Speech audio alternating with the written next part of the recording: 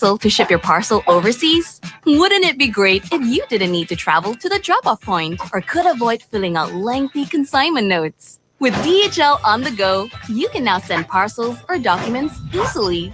Tell us your shipping details and let our chatbot guide you the rest of the way. Make payment through a secure payment gateway. Arrange a pickup at your preferred location. All of this is done via WhatsApp from your home, office, or anywhere, at any time. Scan the QR code or WhatsApp us now. Ready, chat, go! With DHL on the go. Right now, digital connection is human connection. And it's those digital connections Palo Alto Networks has spent 15 years securing. In the last few weeks, we've secured companies, governments, and schools as homes became offices and computers became classrooms. As the world's largest cybersecurity company, we're already protecting millions of remote workers and millions of human connections. Palo Alto Networks, next-gen cybersecurity delivered today.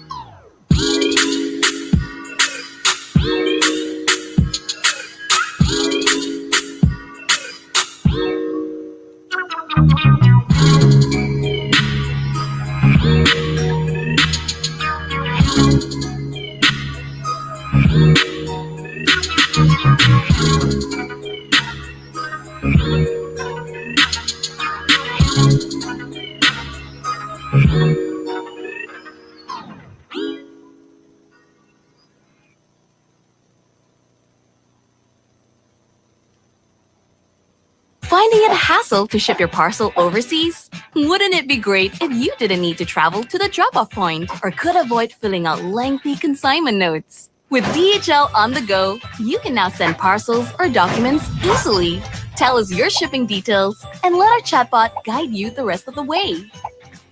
Make payment through a secure payment gateway. Arrange a pickup at your preferred location. All of this is done via WhatsApp from your home, office, or anywhere, at any time. Scan the QR code or WhatsApp us now. Ready, chat, go! With DHL on the go. Right now, digital connection is human connection.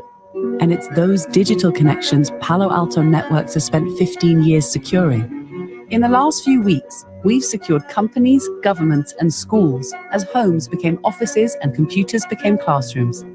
As the world's largest cybersecurity company, we're already protecting millions of remote workers and millions of human connections.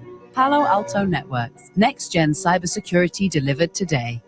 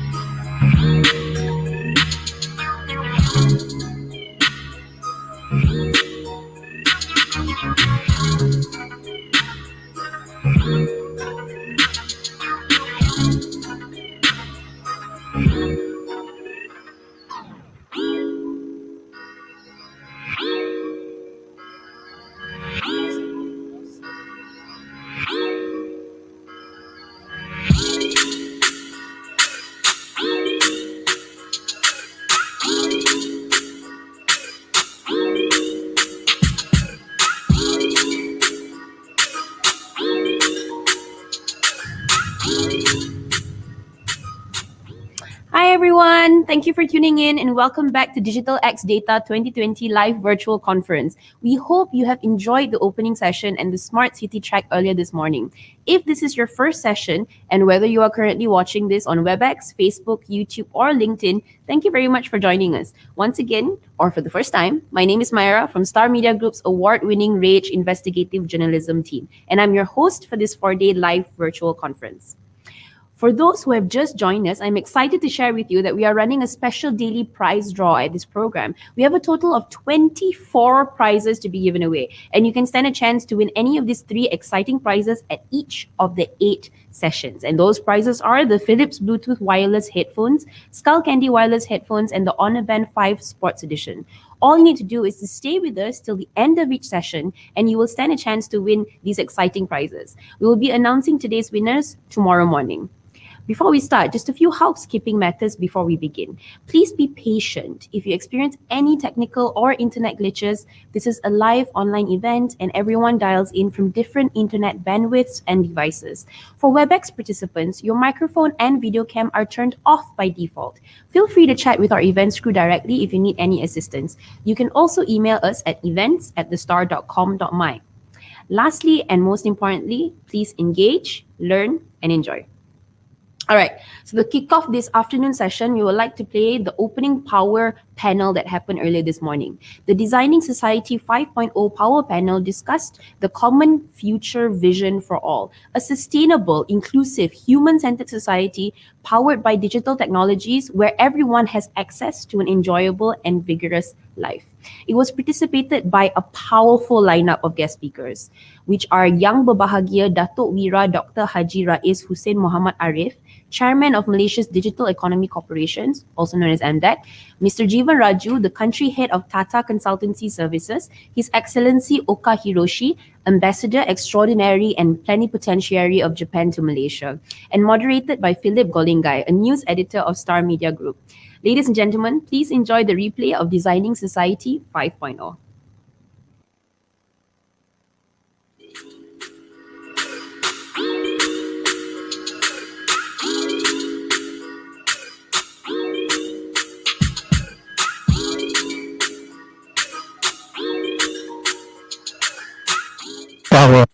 Our exciting, awesome, this powered discussion on Designing Society 5.0. Our first, I've been reading up on Society 5.0 and it looks like a great future. I feel like I'll be living in a science fiction movie. And our first speaker today will be Dr. Rice. Thank you, Philip, for having me, fellow respected and, as they all say, powerful speakers. Let me talk a little bit about Society 5.0 and eventually a little bit on Malaysia 5.0.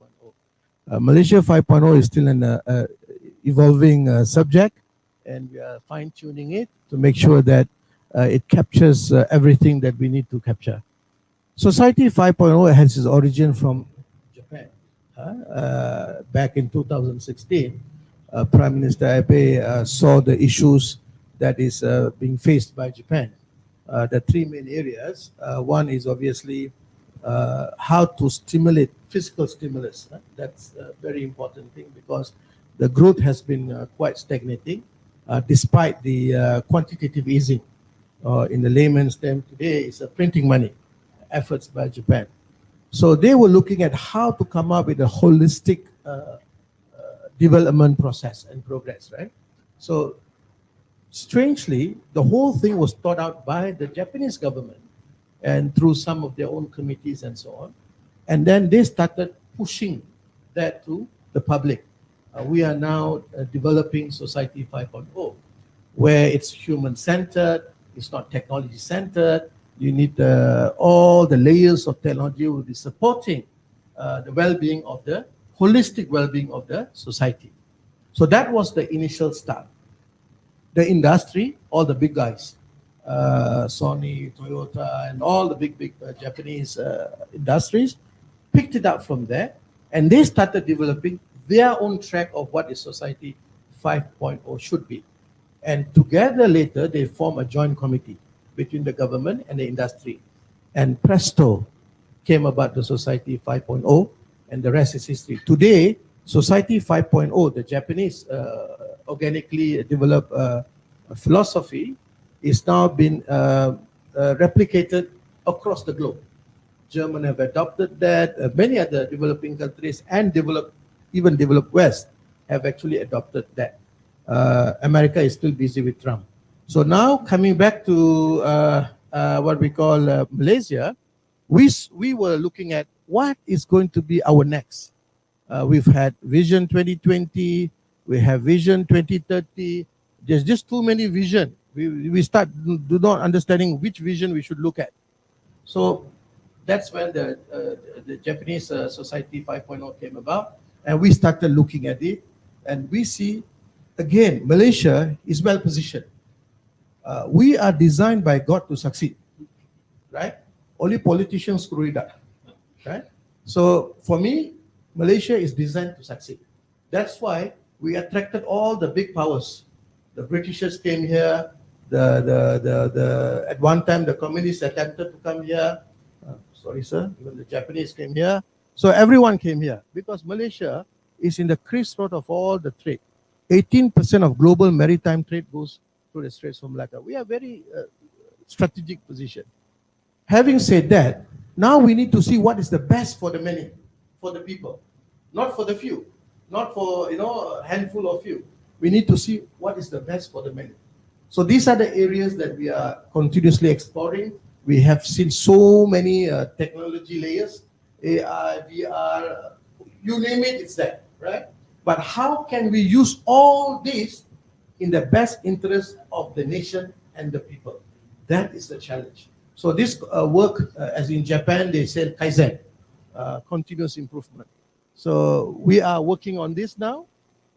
MDEC will take a very big step in trying to lead this Malaysia 5.0, the details of which will be announced quite soon. Importantly, on the political space or the government space, we saw the National Digital Council, the FOIA Council is established. It has inter-ministry roles, inter-agency roles, intra-agency roles. This is a good start. But we need to also bring the industry players. Why? Because the industry players knows about what they're talking about normally. Sometimes the administration, they think that they know what they're talking about. But what we need to actually have is the industry players. People like Tata Group, people like, there are so many players who are so well versed in all these technological space and layers. And then let's do what the Japanese did successfully. Thanks, Dr. Rice. Next will be Jivan. Maybe you can briefly tell us what's the future like with Society 5.0. From the Tata Group perspective, we've been in existence for 150 years. So 150 years of sustainability has been ingrained in the organization.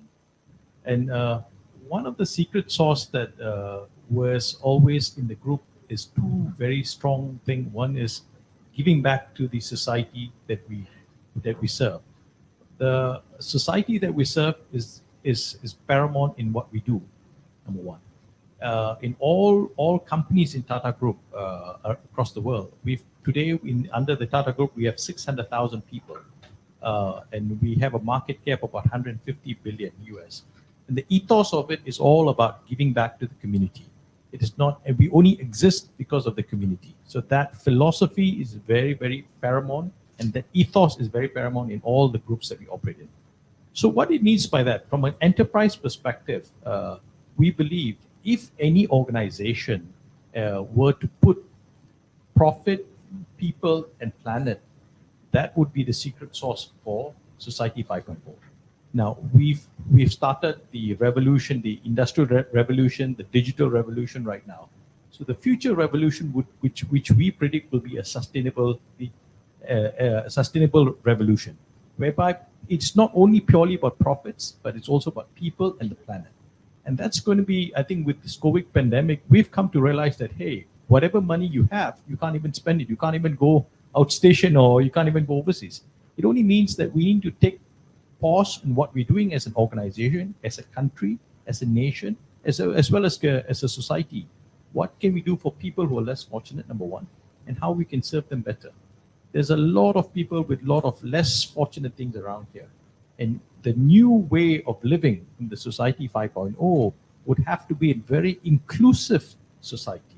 Not purely driven by profit, it's very inclusive, whereby everyone we feel the pain of others around in our community. We feel the pain of other society who is less fortunate in our society.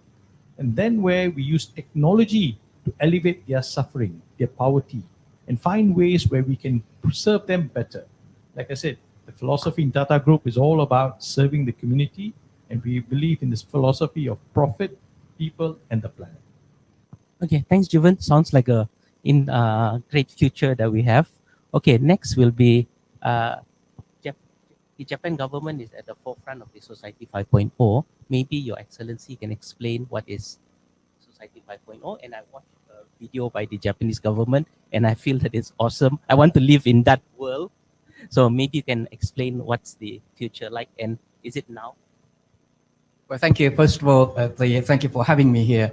This very much the interesting sessions, particularly in the light of the experience we are having under the COVID-19. We are kind of getting used to the novel technologies of the teleconference, etc. This is a kind of the showing us a way to the Society 5.0. As my previous speakers, they explained that it was in 2016 that the government of Japan put forth the visions for the future of the human societies, where we expect that the physical, the space, and the cyberspace will be merged and fused, so that the each and every member of the society can depend and benefit from the progress of the digital technologies, and no person in the society will left behind, enjoying the benefits for the the solutions of the various social problems. Interestingly, in 2016, the World Economic Forums, if I remember correctly, again, they put in place a theme of the Industry 4.0. So there are the commonality in industry, the concept of Industry 4.0 and Society 5.0, in the sense that they are focusing on the enormous progress potential that the progress of the digital technology have on our societies. But the Industry 4.0 will focus on the more kind of the manufacturing side, how they can lead to the enhancing productivity on the making things side. But the Society 5.0 has the put an emphasis on how the society, on the people can benefit from the technology developments. So this is the kind of the difference. And we are now the stage 4.0 in terms of societies, where we can enjoy the substantial benefit from the technology development, but still the data which are accumulated from the innovative technologies are not widely shared.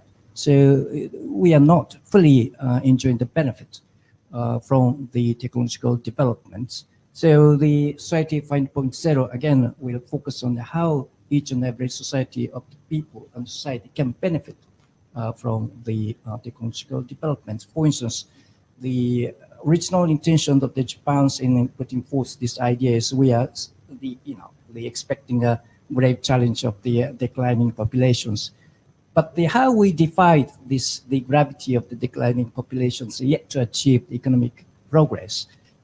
Again, we can mobilize technological development. For instance, one of the challenges for the declining population is how the people living in the remote and rural area can have access to medical care. How the necessary daily commodity can be delivered if we cannot find bus drivers. So in order to fill the gap, for instance, the telemedicine is able to supply the very much detailed medical analysis for the people living in the remote areas. So living in the remote areas or the absence of doctors in that particular areas will not be regarded as a kind of handicap. And also providing kind of the autonomous driving bus, again, will be, the living in the remote area, don't feel be left behind. So in this way of making use of the various types of the novice technologies, we can enjoy the benefit. But of course, in order for the visions to be achieved, again, government is kind of put in place a vision, but it is up to the business, it up to the people to actually strive to achieve the visions, make it the reality. For instance, for business to operate, for instance, a drone delivery thing is something which we have not envisioned in the past. So there is no regulations put in place which enables the drones to deliver things. For instance, autonomous bus driving, again, nobody was thinking that the cars and the buses are driving without the drivers. So we have to put in place a certain kind of the regulatory frameworks, not to putting in place additional frameworks, but make sure this kind of novel service, the based on technology, will be put to the use of the people. So now we are very much encouraging the business to come forward. So there's a good synergy being forged between the business and the government. And also we are not simply because looking at the self-narrow interest of the Japan, which is kind of facing the populations, the challenges. But this is the intention to serve the global communities because the all the services, the benefits people can enjoy from the technology need to be shared. So, for instance, the even less developed countries can enjoy the benefit by simply making use. The people can have an access to internet or the novel services. So we are putting in place an effort so that the people in the world can have an easier access to the services provided by the digital technologies we are working on. Follow-up question for you. At the moment, Japan is living in where now? Society 4.2, 4.3, 4.4. When are you going to be reaching society 5.0? Is it tomorrow or 10 Well, years? that's or a when? very challenging. It's a kind of the gradual change, but although this suddenly kind of the disruptive, the technological breakthrough will be leap us forward as we are witnessing, experiencing here under the COVID-19. But we are putting in place certain demonstration projects where the community can operate the bus services without drivers. And again, we are putting in place certain demonstrations project where the people can benefit from the telemedicine. So we are gradually moving forward, but the hand in hand goes the government, the kind of the putting in place the visions, and also the business, new type of business needs to come forward to the deliver services. And also there has to be a people who can understand and who are not being controlled by this novice the technology, but it is up to the people who can decide to use, decide to benefit from these services. So the government and business and the individual peoples needs to be combined to move forward. Okay, thanks. My next question is, what's the requirement for a country to achieve Society 5.0? I start with Dr. Rice, then Jeevan, then Your Excellency. Society 5.0 is the destination. Journey has started. If the journey has not started, God, you are in a terrible situation. Journey has started. In the Malaysian context, our infrastructure is fairly good, regionally speaking. The wherewithals are there. The government policies are there. The willingness to accentuate this wherewithal towards the Society 5.0 is there. The very fact that the PM himself is chairing the National Digital and 4i Council is testimony to that importance that he places on this. And rightly so. Pandemic COVID-19 has shown that the fast adoption of 4IR into businesses. I mean, in the last few months, every one of us would have purchased something online, right? Something online. But that's a very basic earning. Yesterday, we were told that the adoption of digitization and digitalization among the SME is only about 50%. That's a very poor figure, And I've experienced many times when I speak to people, when I interact with people, and I ask them, so what do you do? This is what the business. What's your revenue? 280 million ringgit annually. Okay, good. So how do you sell? I used to have retail outlets. Now I had to close down because basically COVID-19, CMCO, MCO, whatever, all the alphabets that comes with it. So we had to close down. So we are going online completely. Good, online. Wow, then you have a digitalized. So tell me, what is your strategy? We are on this particular platform, Lazada. So some of them, for them, the digitalization means putting that on the platform, period. And I asked them, why do not you have, you when you're on Lazada, for instance, you have to pay commissions to Lazada, you have to pay the PayPal and this, that, blah, blah, blah. So you will eat into your, just like the delivery guys, they take 30% of your food that you ordered.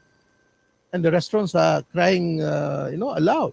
So don't you have your own? Oh no, it'll be very expensive to hire people.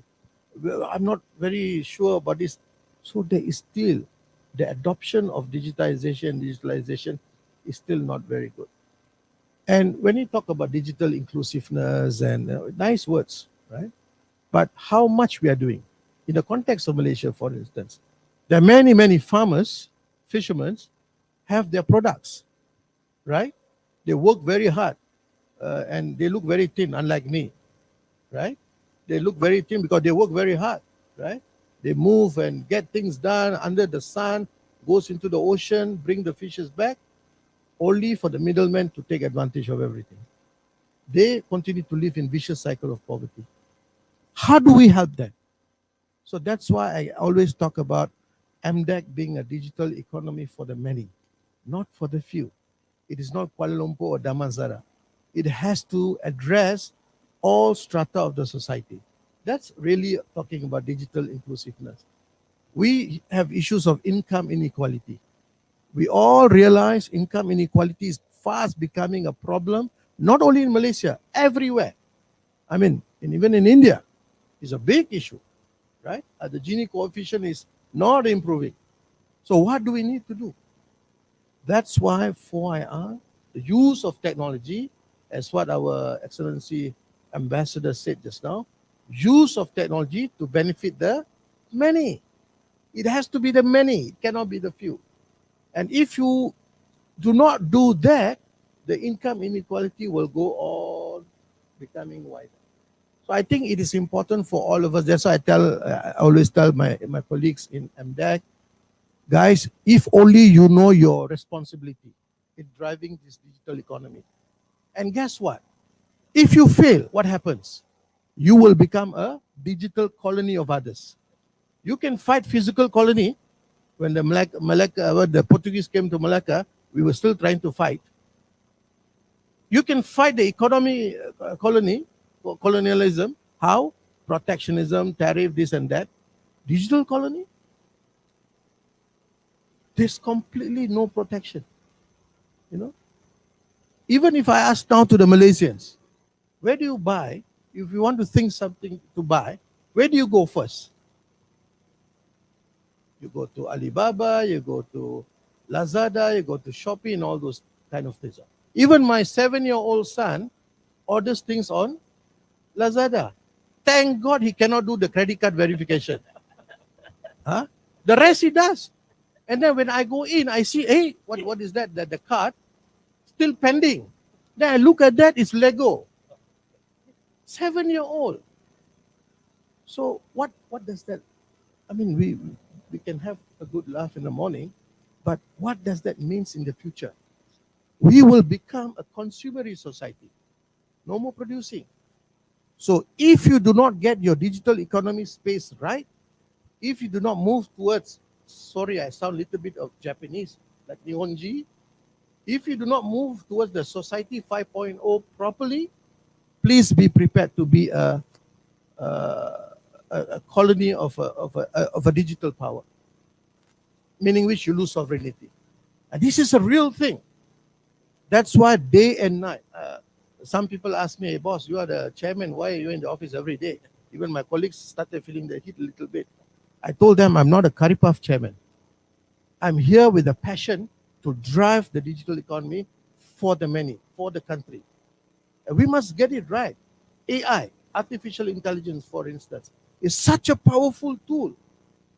It can, with the right algorithm, can predict, can react, can respond, can suggest things.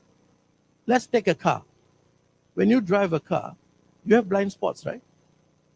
With AI, with the sensors and everything, it will tell you, hey, you cannot go this side, you cannot go this side, something is coming, or at least there will be a trigger. These are very low-level AI. Imagine how the AI will work in a big way.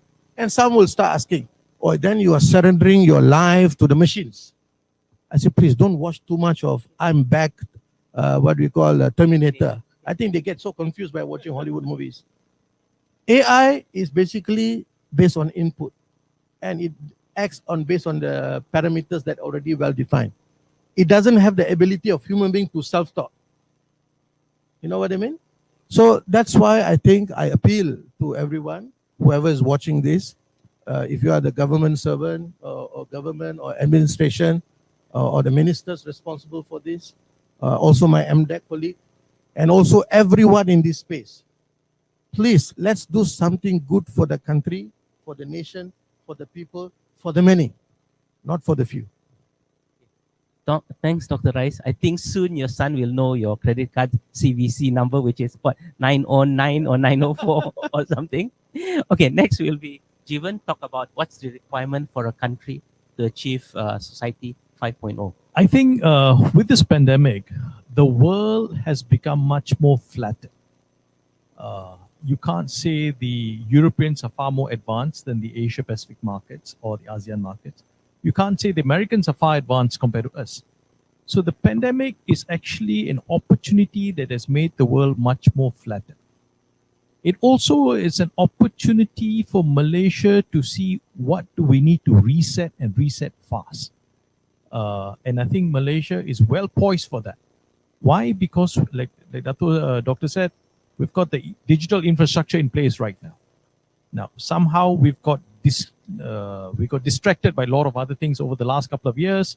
We now need to go back to see what the government, together with the enterprise, can serve the citizen better.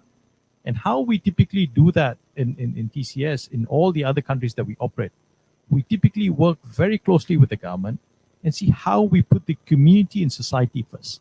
What can we give them back? How do we move the needle in making their life much more easier, better?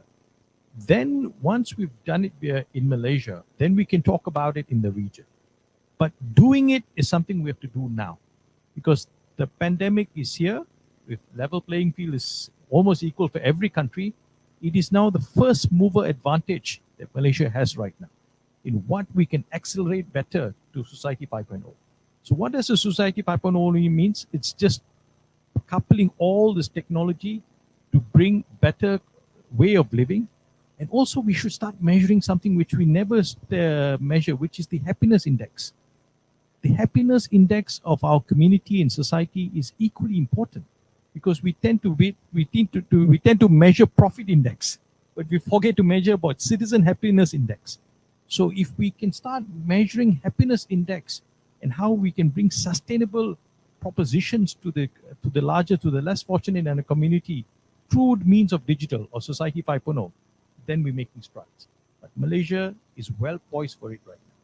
We cannot ask for a better time to leapfrog right now. Why? Because every country is in the same boat. There's no model to learn from.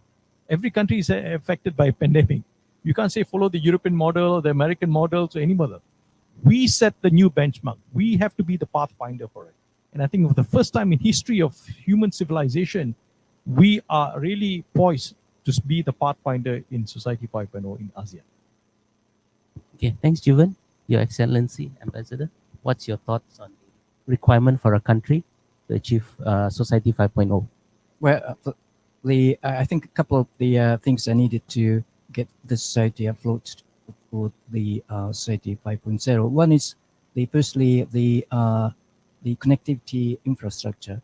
Then because the Society 5.0 depends on the huge volumes of data.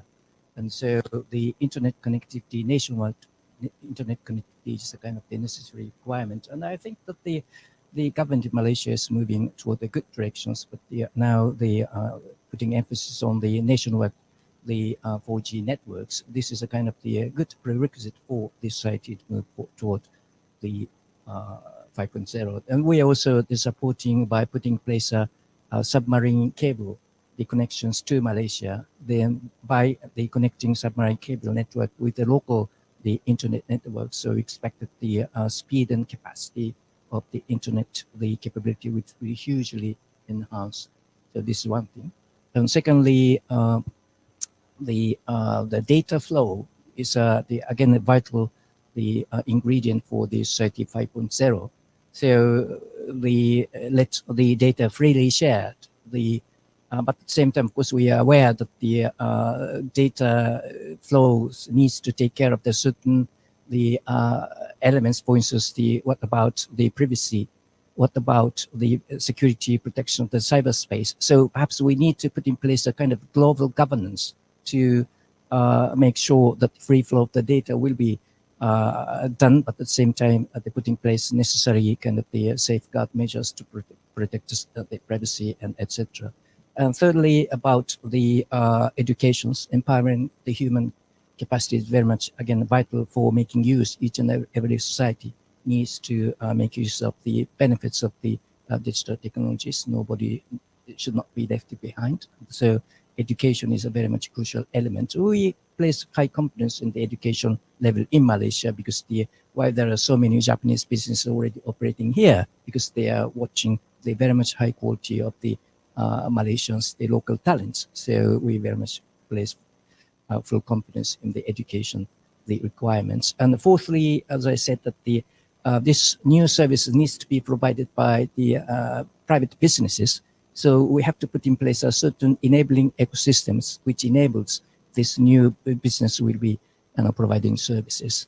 The COVID-19, yes, well, this is a very much disruptive, the situation. So what stage you are in, that's not necessarily, decisive, when we discuss a way forward. For instance, in Cambodia, of course, if I'm allowed to say, the relatively less developed than Malaysia, as for the first time, they introduced the digital currencies by central bank. And then now the JICA, which is kind of the assistance organization, is now helping the circulations or this digital currency by putting in place the application so that even the people living in the remote area have an access to these financial services. Again, this can contribute to make sure the financial, the inclusiveness will take place. Why not Malaysia? Malaysia is very much far advanced in terms of the physical infrastructure, the education level. So we very much hope to see the Malaysia leaping forward in terms of the moving toward Society 5.0. And we recognize that there is a very much the eagerly they're looking the Asian businesses. Again, putting in place the certain digital based services. So we are now promoting the alliance between the Japanese business and this kind of the Asian business, so that they can put in place a certain demonstration project, so that people can know the benefits occurring from the digital technologies. We have identified several demonstration projects, so that I hope that soon the actual achievement of the demonstration project will be known, so that will further propel our move toward the Society 5.0. Thanks, sir. Sir, the two panelists, they talk about how COVID-19 has accelerated the need for Society 5.0. Maybe you can just briefly explain, Your Excellency. Oh, me? Yes. Oh, I'm a very much of the anacro type of persons. I never thought of myself using teleconference or virtual conference or being here in this kind of setting. But I'm forced to because of COVID-19. But once you start using the teleconferences, that is pretty, convenient and useful. And then, well, yeah.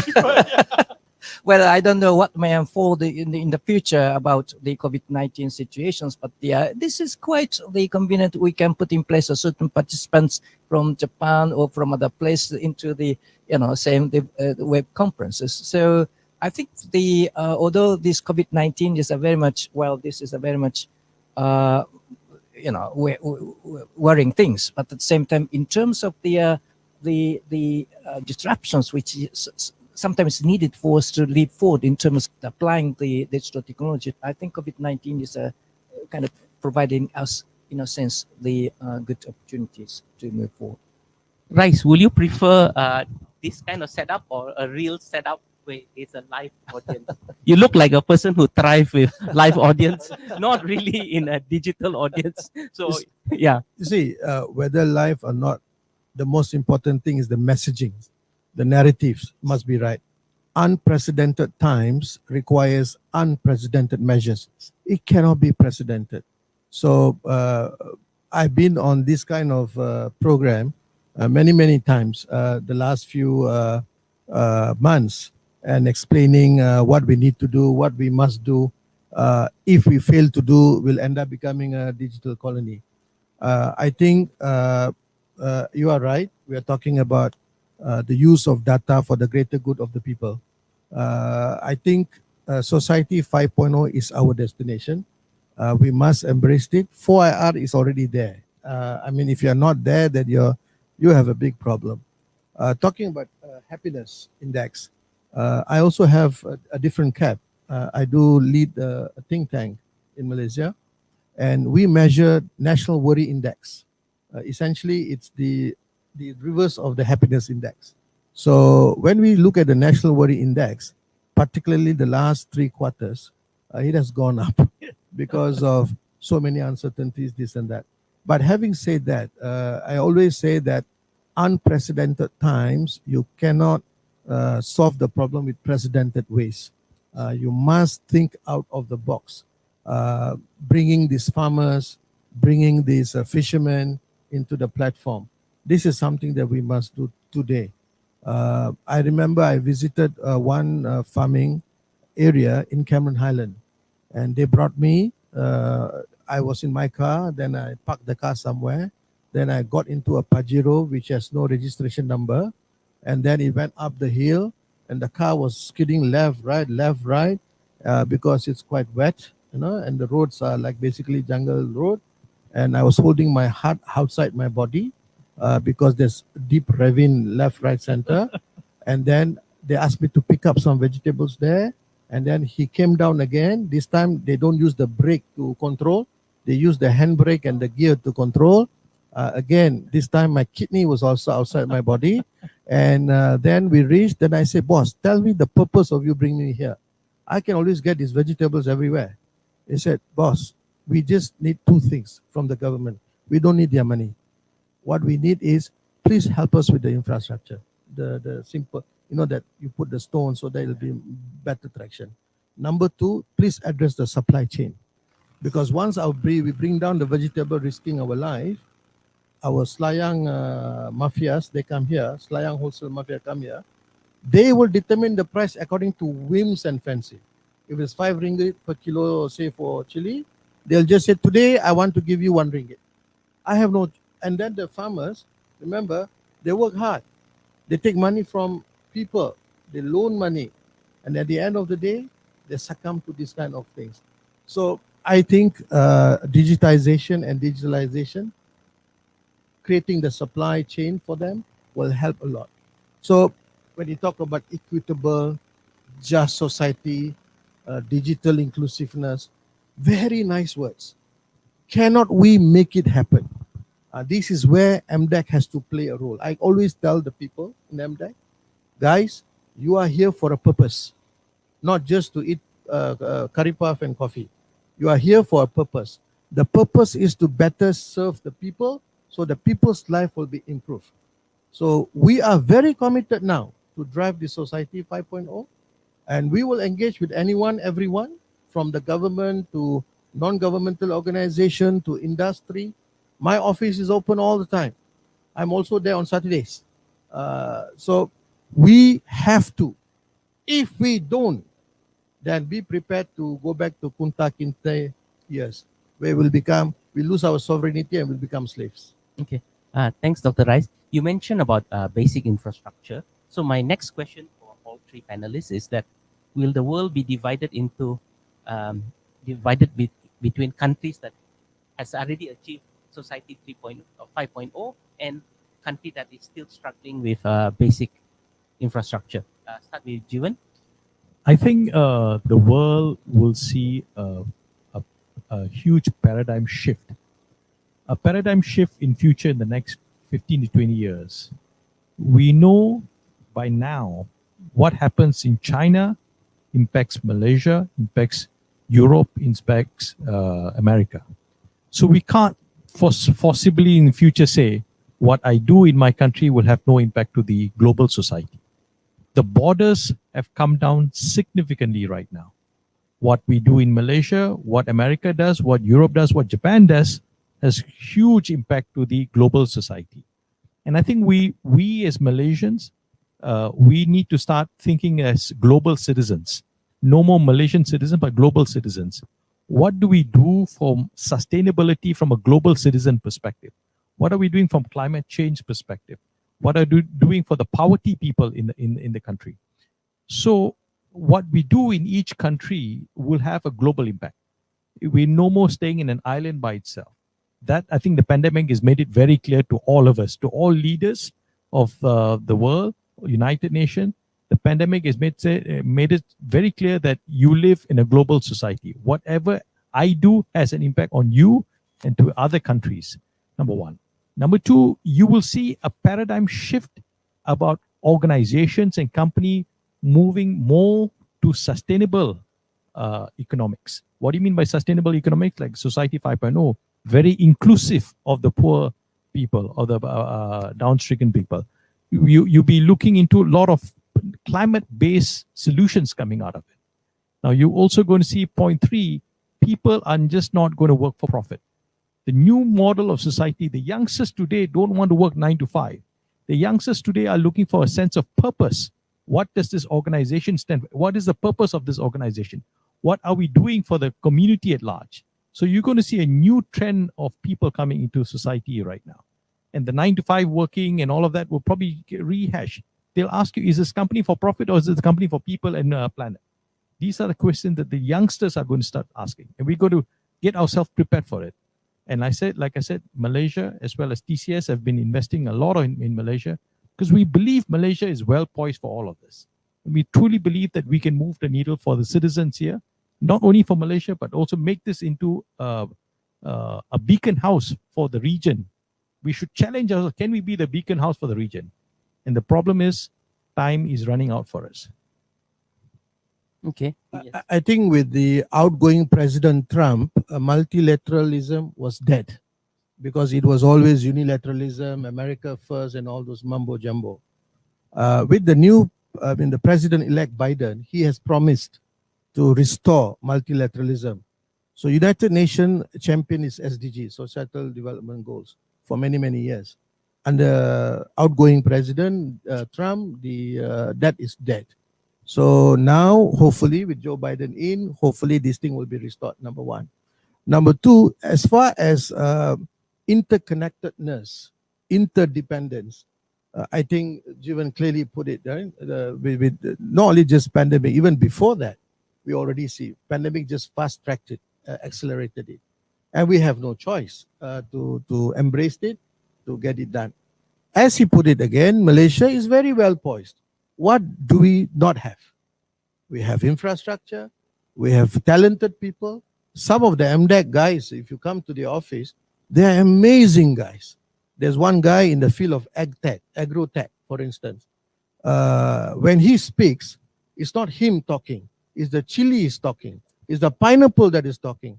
It is that shrimp start dancing. So these are the passionate people, young people, and I believe in young talents.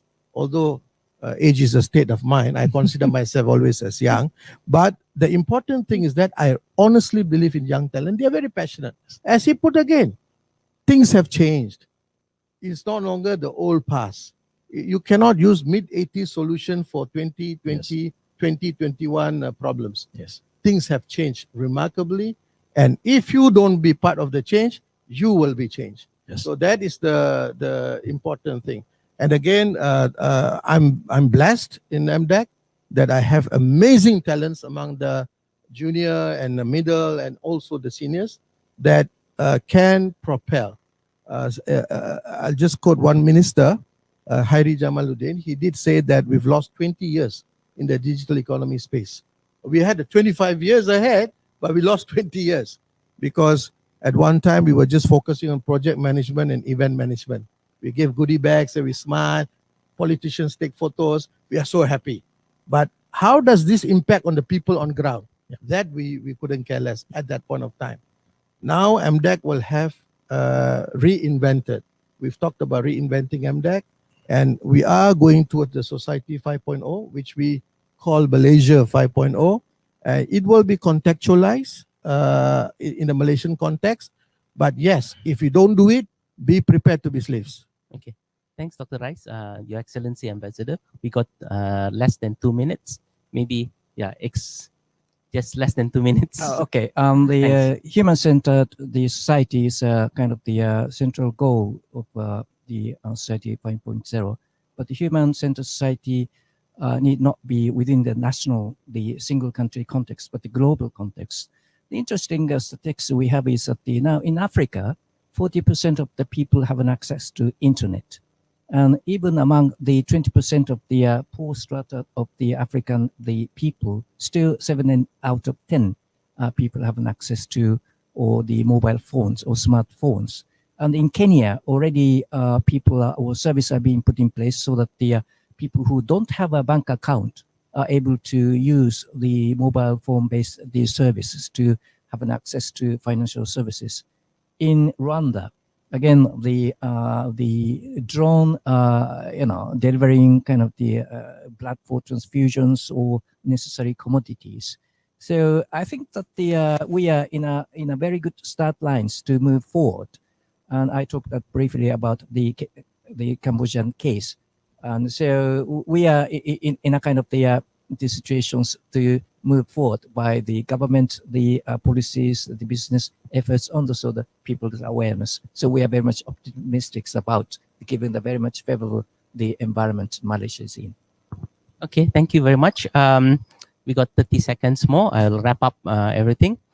Okay, what I learned today is we shouldn't be afraid of Society 5.0, and I shouldn't be watching Terminator because it seems to give too much. It seems to give a different perspective to artificial intelligence. And with that, thank you very much for your insightful Thank you, Philip. thoughts. Thanks. Thank you, Philip. Yep.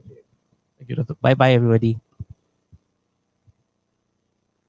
Hi guys, I hope you enjoyed that panel session from this morning. Good news is that we are ahead of time, so we're gonna give you 10 minutes, which is we're gonna be back here by 3:10, and we will continue our normal resolution. So get your coffee, whatever else that you need in the next 10 minutes. Go to the toilet, hug your cat if you're at home, or your dog when you're at home, and then I'll see you back here at 3:10. Bye.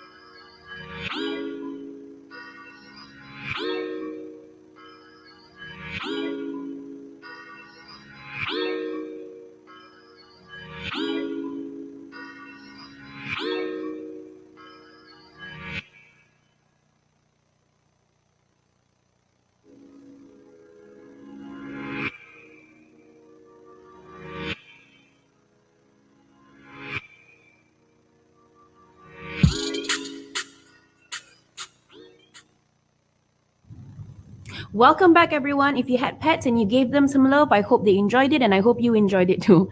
We are now entering the second thematic track of the program, the Green Track, which is powered by Frost & Sullivan. And to open the session, our keynote speaker will highlight market developments in both water and buildings industry, such as the evolution of the digital twin and building information modeling platforms in the construction industry, as well as important driving and restraining factors that influence market growth, top predictions, latest trends, and market management at a global and regional level. Ladies and gentlemen, here is Frost & Sullivan's APAC Director of Environment and Building Technologies, Mr. Melvin Leong.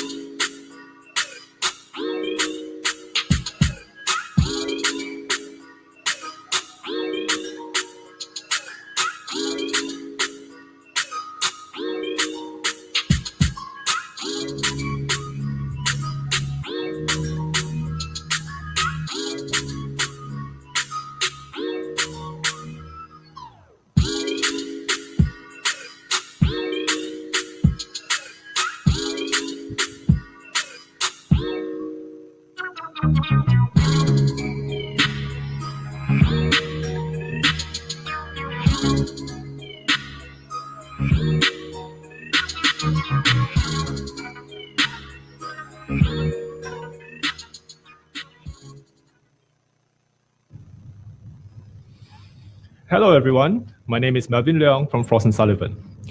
Now, first of all, I would like to thank you for joining us today, and I hope that all of you remain safe and healthy. Well, in this session, I will let you know the key trends related to digitalization in the water and buildings industry, in particular, digital twin solutions, and some other applications related to it. The underlying key message in this session will also touch on some sustainability factors that drive the adoption of digital twin. By now, we have already felt the effect of COVID-19. So markets are severely impacted, and it can be positive, like healthcare, or negative, like tourism and airlines business. And of course, there are businesses that are focused to undergo change, like education and energy. The healthcare segment was perhaps the busiest market in the past few months, from hospital operations to healthcare supplies. We use hand sanitizers more than ever before, and this leads to greater demand for chemicals. The not so good news is that the buildings industry is generally slowing down. And although the water industry remains an essential sector, overall new investments are delayed or deferred. Now, in the midst of all this chaos, there are specific trends and opportunities for digitalization in the water and buildings industry. We will understand why and how it is so with the strategic imperatives next. Now, there are three strategic imperatives that drive digitalization in the global water and building industries. The first is disruptive technologies. There are many technologies such as AI, machine learning, IoT sensors, building information modeling or BIM, and geographic information systems or GIS. Now, these can be used for data-driven decision-making, detection, predictive maintenance, what-if scenario analysis, and asset optimization. The next imperative is innovative business models. Technologies are not easy to afford and maintain. The COVID-19 pandemic has brought enormous financial pressure on governments and the private sector. And that is why we need new investment and payment models to encourage ownership of advanced technologies. And the last but not least, the imperative is industry convergence. No industries are developing in silos now. And especially for digital twin platform, collaboration will be required, and it is important from stakeholders or experts in IoT, SCADA, BIM, and GIS. But of course, challenges will always be there that slows down digital transformation. And these are very common challenges that companies need to overcome. Financial concern is one of the challenges. It is a common perception that technology cost is high. Now, data quality issues. Sometimes it is not about insufficient data. Too much data can be complicating. And this can be overcome with reliable analytics and digital platforms. Now, users are also concerned with cybersecurity issues. Can their data be protected? This question is very true when confidential information of businesses are at stake. And of course, there are infrastructure challenges in retrofitting advanced platforms, especially in facilities that are quite old. The lack of talents and professionals in supporting advanced digital platform is also slowing down adoption. Now, the overall AI readiness, especially by the government sector, influences the speed of digital transformation in the rest of the country. And last but not least, many businesses maintain a culture that does not recognize the need or importance of going digital. Now, before we go on about digital twin in the water industry, Frost & Sullivan has developed an indicator, and we call it Digital Water Index, or DWI. It indicates the sustainability level of a country's water infrastructure and the adoption of transformative technologies such as AI, IoT, and cloud. The DWI is a combination of two indexes, the water index and the technology index. Now, we are not going into those details here, but let's look at how we have plotted 21 countries globally, as shown here. Only 4 countries from Asia Pacific seem to have fared better, which are Singapore, Australia, Japan, and South Korea. Now, as you can see, Singapore and Australia are at the forefront, and they are what we call as front runners in digital water. Now, these countries should be an immediate focus for digital solution providers. Countries that are in blue are followers, and it means that these countries are sporadically adopting digital technologies in its water industry. Now, the rest of the countries in gray are categorized as starters, and these are the long-term opportunity countries for digital water development. Now, these starter countries would present great investment potential for the digital water participants in the next 5 to 10 years. So what is digital twin, that you may ask? Simply said, it is a digital replica of an object, such as a water treatment plant, or items such as buildings or the entire city. So this digital twin technology can be used to replicate processes, and data are used to predict how these processes will perform. So in essence, it creates simulations of water treatment plants in this case, and predicts how infrastructure or process will perform, including water source trends. Now, as defined by Smart Water Networks, or SWAN, digital twin technology in a water treatment plant collects information from existing automation and monitoring systems. They integrate the vast data, analyze them in data-driven models or physics-based models, and finally perform visualization of the water treatment plant.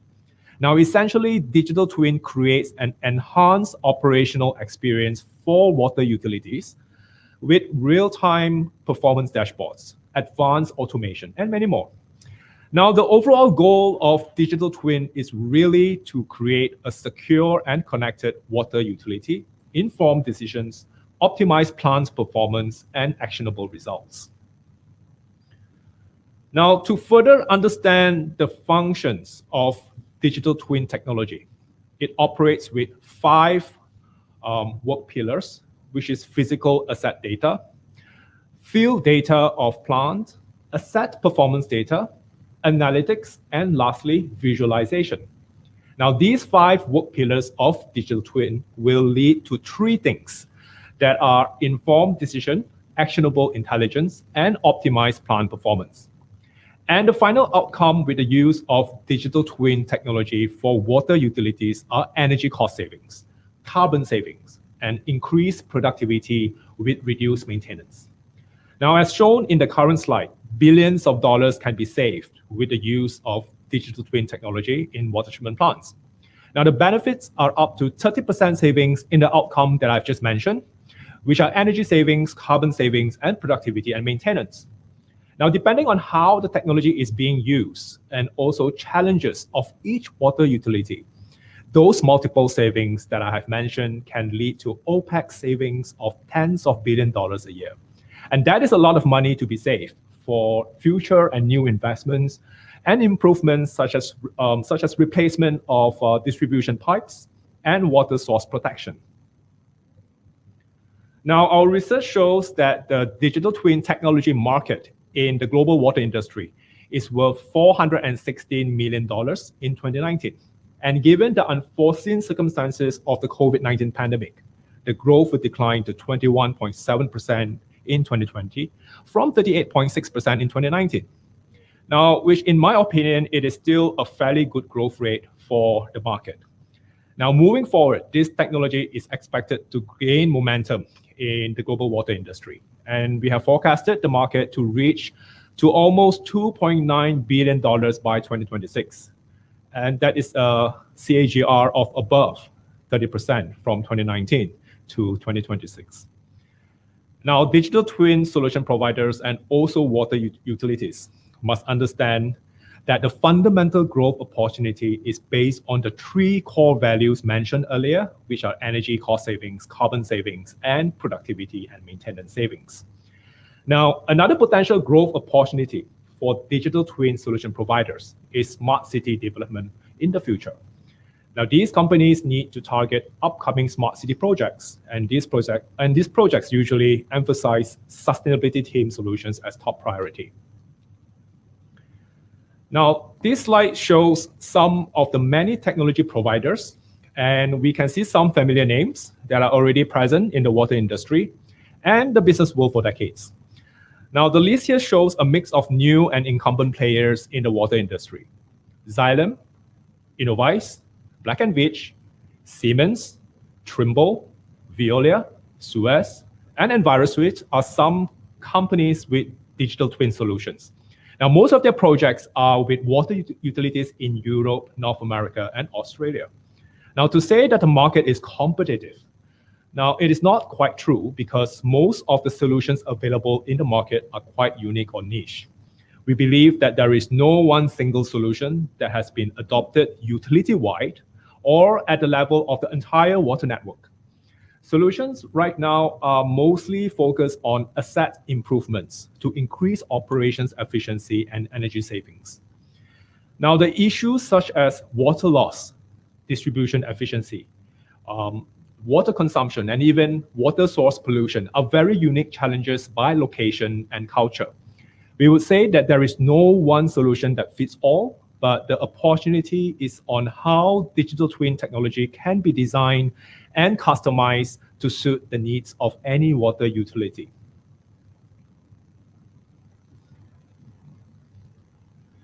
So before we continue with the buildings industry, let's have a look at how we have mapped country markets in the digitalization level in construction. Now, we have mapped key country markets globally, and we are showing the Asian market here for today's presentation. Now, with relative comparison, advanced economies like Japan has very high digital adoption rate, and therefore its overall pace is considered mature. Many key APAC economies fall in the middle rung of the digital pace, such as Indonesia and Thailand. And only countries like Australia, Singapore, and South Korea is placed higher in adoption of digital construction solutions. Now, closer to home, Malaysia scores better in digital construction adoption and overall pace when compared to many other Southeast Asian countries like the Philippines, Indonesia, and Thailand. Asia's largest economy, China, has very accelerated pace of digitalization, and adoption-wise, it is also mapped moderately in the construction industry. Now, technology-wise, there are so many digital technologies that have been widely adopted in construction. Now, all of us might remember 2D and 3D computer-aided design software, and they have been around for ages. Now, today, these two technologies are considered mature or established, but have started to show lesser impact to the advancement of construction. Now, in today's world of construction, they are already exposed to many emerging technologies such as AI and machine learning, 3D printing, digital twin, augmented reality, laser scanning, big data analytics, drones, and robotics. Now, these technologies give positive impact to the construction industry in terms of operational efficiency and, of course, the overall accuracy of processes. Now, of course, adoption of these technologies vary by country and type of construction, and also depends on technology availability. Now, at the same time, established technologies such as cloud, BIM, and mobile mapping system are already in place in the construction industry. And these technologies will continue to be developed together with the construction practices. Now, in the next few slides, we are going to learn a bit on how an emerging technology like digital twin works hand in hand with BIM, which is an established technology. Now, I'm sure many of you would have heard about automated buildings or smart buildings. Now, these are past concepts. The fact is that the adoption of AI has been around since the 1980s, but application is actually very limited to basic automation of a building, or what we call as assisted intelligence. Now, an example would be automatic doors, assisted by basic sensor technologies. Now, in the past 20 years, smart buildings were trending. Actually, today, it is still trending because it helps in managing and augment intelligence on one very important key aspect, which is energy management. It is an era of machine learning whereby lighting and air conditioning systems become smart and they communicate with one another. Now, the future of buildings will be based on cognitive buildings, which is really an extension of buildings being smart. And the difference is that cognitive buildings enable deep learning in its occupant behavior, including occupancy rates and occupant movements. And it has autonomous intelligence whereby decisions are made with very little or no human interference. Of course, the concept of cognitive building has started with the adoption of digital twin platforms that are AI powered and supported by established technologies like BIM. Now, if we look at the evolution of technologies adoption in the buildings industry, you will understand how digital twin and BIM are going to support the development of cognitive building in the future. Now, most of us would know that 2D and 3D CAD models are highly siloed processes that focus only on built environment design and have very little transition to third-party software. BIM has eased the transition to third-party software with its ability to host a database of building and built environment data. Therefore, it is actually widely used in the design and construction processes today. Now, however, we must understand that BIM is a 3D static model, and there is still lack of stakeholder integration. Now, when BIM is combined with digital twin, a 3D static model will become a dynamic model. And the visualization of digital twin will enable real-time building lifecycle management from design to construction and to operations. When we use them, BIM and digital twin in a green building, this digital twin and BIM combination can help achieve sustainability targets as well. Now, the future is going to be exciting with these technologies as it will transform smart buildings into cognitive buildings in that sense. Now, fundamentally, this will make energy and green performance of a building even more easy and seamless in the future. Now, in general, digital twin and BIM have already contributed to several smart and cognitive applications. Now, I'm quite certain that by now you might have heard about virtual voice assistants, predictive maintenance, performance optimization, and asset improvement. Now, these 4 applications are high-value opportunities with the use of AI-powered digital twin and BIM. Now, other applications that have lower market readiness but have some level of potential in the future are building process optimization and AI-based demand response and power trading. Other applications that are only emerging right now and might bring more important values in the future are AI-based home energy monitoring and lighting control and home and social robots. Now, these applications will be supported by the values created with the use of digital twin and BIM technologies. Now, the values are operational efficiency, occupant comfort, and sustainability goals such as energy savings and carbon savings.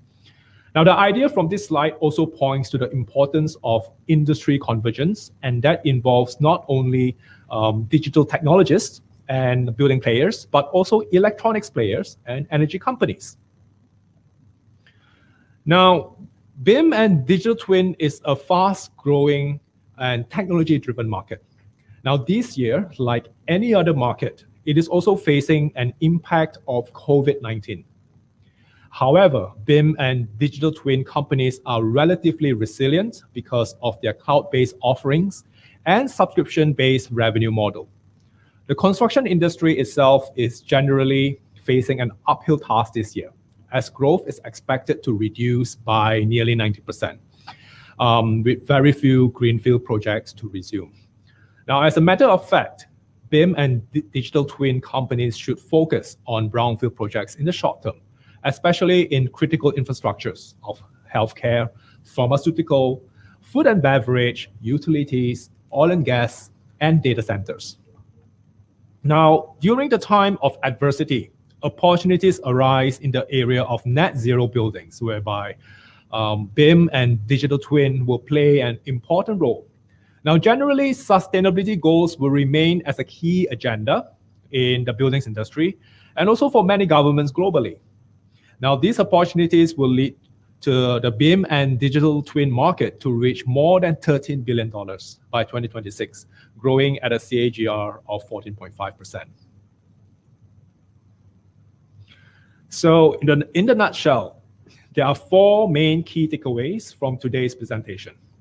Now, COVID-19 has certainly pushed digital transformation to another level and has forced many industries, not just water and buildings, to rethink about their strategies with the use of digital technologies.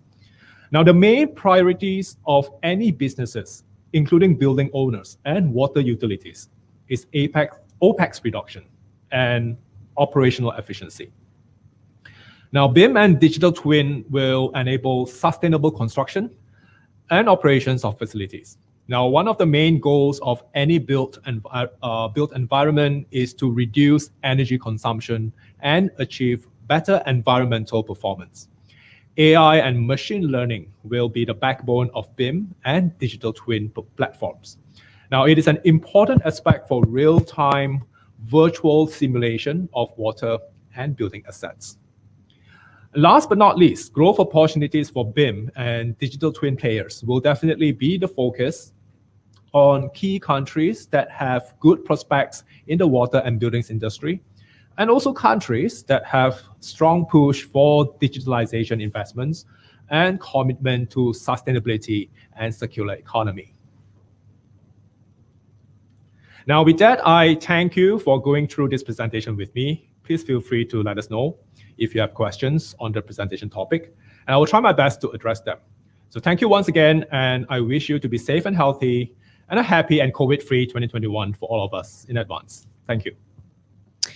All right, Melvin. So you have two questions actually, but before that, I just wanted to. I'm kind of interested in this idea of. So you mentioned that with BIM, with the twin technology, can create dynamic models for housing areas, right? And you also talked about how there's going to be an issue in terms of the market. The development market, right? The housing development, property development markets. So my question is kind of the growth rates and everything is one thing, but in terms of the motivation for our property development companies to adopt this kind of technology. So I think like that's something that I was quite a little bit interested in. What is your take on it? Well, first of all, I think that is not a new question. I think I was asked by property developers, especially the ones here in Malaysia before, about the adoption of such advanced technologies in their property development projects. Well, first of all, we must understand that BIM is more applicable in the design phase and also the construction phase in today's construction activities. But when you combine with digital twin, you take BIM together with into a whole new level, into the life cycle or the operations of the building, and in this case, the properties, whether it is a commercial property or a residential property. So the aspect of operations really deals with the operational expenditure or OPEX that we have mentioned. So it really depends on the uptick in the public, whether the buyers, especially that you have mentioned, residential properties, the buyers ready to take or to buy these kind of properties that has advanced technologies, and usually, the price tag that comes along with the use of advanced technologies is not going to be right away affordable. Now, the concept and this challenge here is really about how these technologies are going to be adopted with suitable payment models, or I would say ownership models, presented by the technology providers to the property developers or to the end owners of the properties. So the owners is really depending on the available benefits, such as incentives of owning or buying such properties, the incentive for building such properties using advanced technologies. So it really depends on the overall environment, governmental climate, I would say, incentives or funding or push given by the local government. Yeah, that's a good point as well. And I think you mentioned the prioritization of development and adaptation of this technology to the healthcare industry. So I think that's interesting, right? If you can have cognitive buildings that understand the movements of the patients, and can understand the people going, the preferences, that would really, I think, make, really be an improvement to our health industry. Like the idea of that really, really does, uh, spark something in me. What other personally, what do you think are exciting ways in which we can also use this technology in the healthcare industry, I assume, or elsewhere? In the healthcare industry, right? So so basically, first we must understand, if you are going to use all these advanced technologies like BIM or digital twin in a hospital, for example, it really depends on you. First, you must understand how a hospital function. What is it for? Obviously, it is to provide healthcare services to patients who needs it or people who needs it. Now, as I have mentioned, to understand how a hospital work is really just beyond energy management, lighting controls, or people or patients movement in the hospital. It also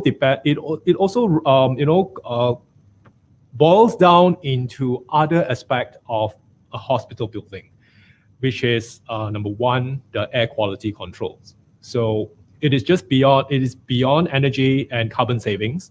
There are certain aspects that a hospital would be different when they use digital twin compared to a manufacturing facility who are using digital twin. So the purposes are different. So understanding how the facility function is definitely going to be important, which is why earlier in my presentation, I did mention or presented about the need of customization, or how you design the solutions that fits to the need of the facility.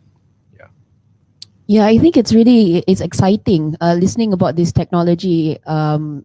It's very exciting to think about. I mean, in the ways that we can already adapt it in the water, in the building, industries, but also the implications of this kind of technology when taken and then built upon would have onto our society.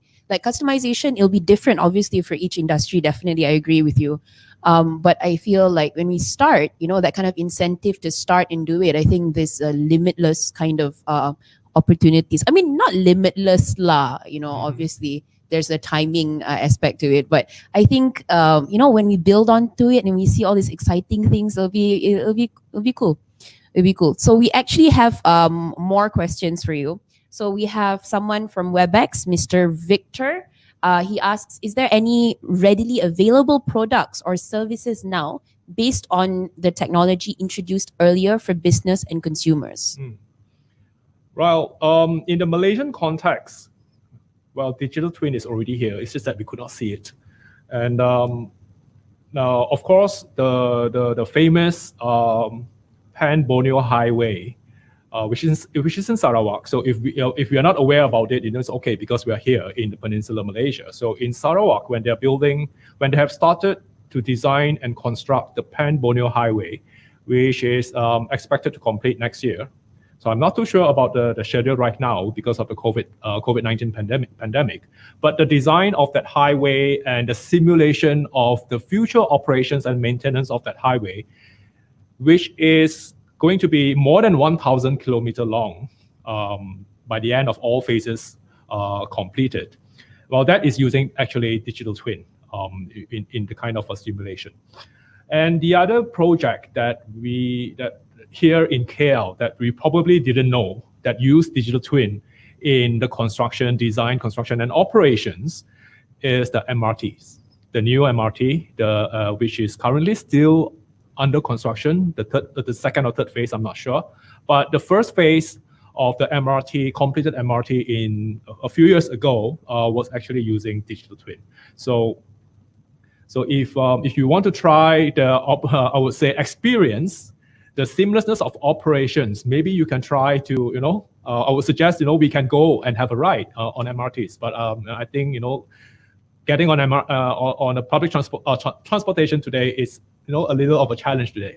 Yeah, thanks. Well, it's good to know that we're using, efficient systems to build our MRTs. We also have another question from Soon, also from WebEx. Thank you all to our WebEx watchers today. You're very active. Okay, the question is, I can understand the digital twin concept, but how can digital twin technology be used in the building industry? And do you have any examples? Well, in the Malaysian context, first of all, there is no one true case study in the buildings industry. So what I have mentioned just now for the previous answer was more on the construction or the infrastructure construction as a whole. So for buildings, to answer this question, for buildings, it is basically more on the operation cycle, much less on the design and construction. So digital twin, so for example, so for an architect and engineer to be looking at a design or a blueprint of a building before the beginning of construction, a digital twin technology will be used to simulate and visualize how the building is going to run, especially with the installations of lighting, air conditioning. In Malaysia, we need air conditioning, much less of heaters. So, with that, we can visualize what kind of lighting pattern or air movement pattern in the building would entail. Now, another area or aspect would be safety. In case of emergency evacuation or fire safety evacuation.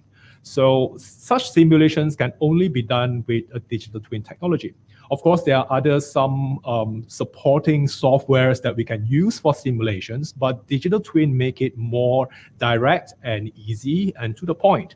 Now, the only challenge here, I would say, just to add on to this question, is really about compliance with local building codes. So whether the use of digital twin in the construction phase of a building is going to be recognized by local authorities or even associations like like BEM, Board of Engineers Malaysia.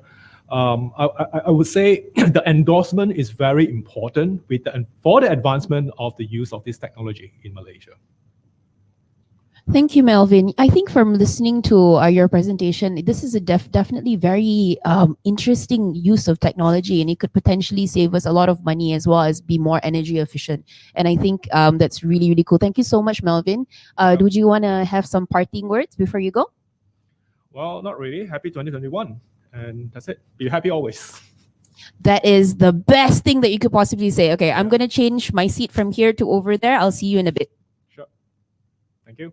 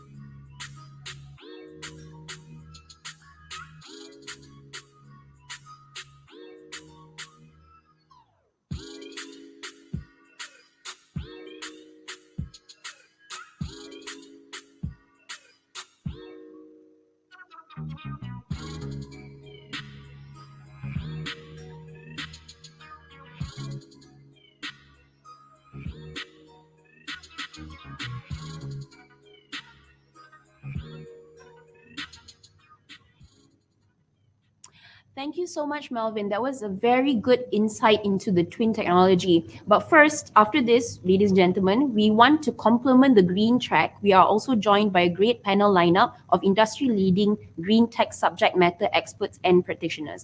We have with us the Honorable Shamsul Bahar, the Chief Executive Officer of Malaysian Green Technology and Climate Change Centre, a government agency which focuses on green growth, climate change mitigation, and climate resilience and adaptation. Our next guest panelist is MDEC's Director of Business Digital Adoption, who has over 20 years of experience in entrepreneurship, education, healthcare, tech management, and organizational capability development. Capability development. He is Muhudran Kamapulai. Also joining the panel is our special guest from Volvo Car Malaysia, Nalin Jain, who is a current managing director of Volvo Car Malaysia and has over 23 years of experience in the automotive, consulting, and technology field. Rejoining the panel is Melvin of Frost and Sullivan, who will be moderating the session. Well, this is another great discussion of public and private collaboration on green tech and sustainability. And I can't wait to hear what they have to say and the insights that we're going to be sharing. The panel is getting ready, so please stay tuned. We will be back in just a short while.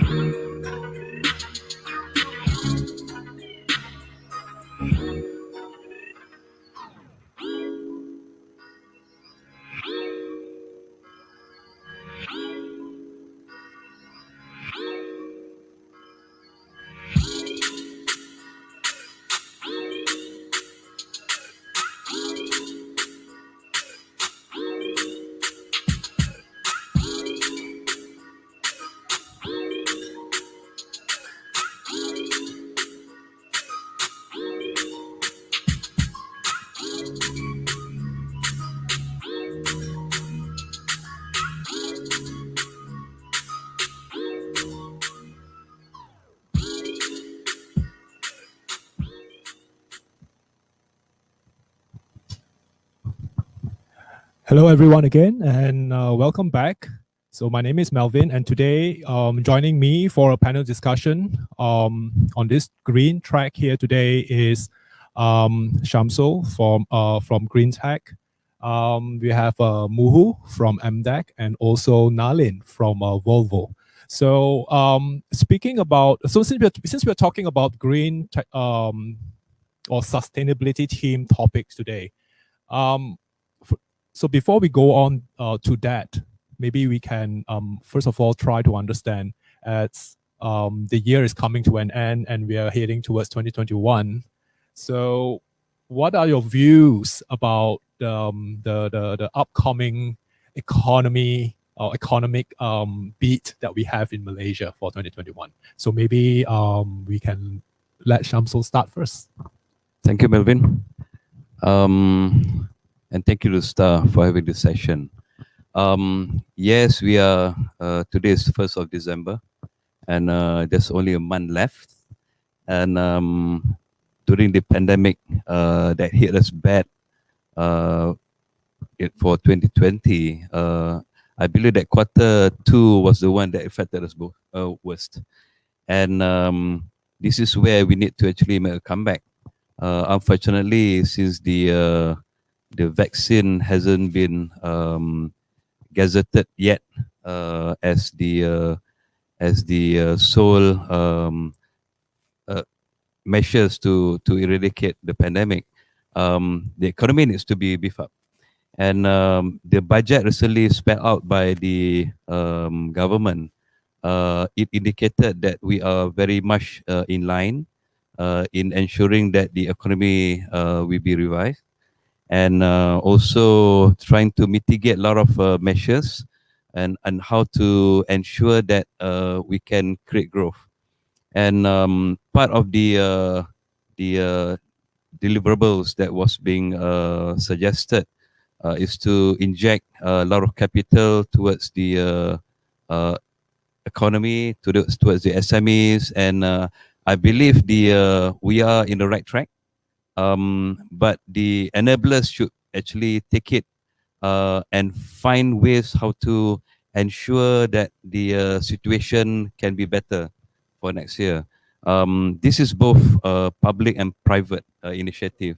So we look at the pandemic as a way that to actually soul searching ourselves, but to be competitive in the global market. This is something like it hit us hard, but then the only way is to move forward. So, Muhu, what do you think about the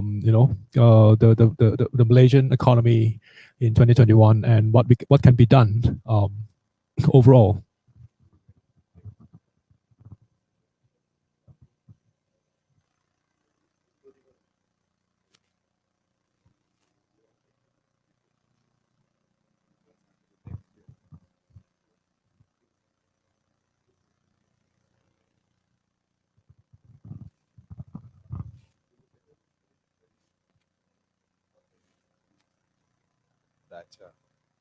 I just want to change that.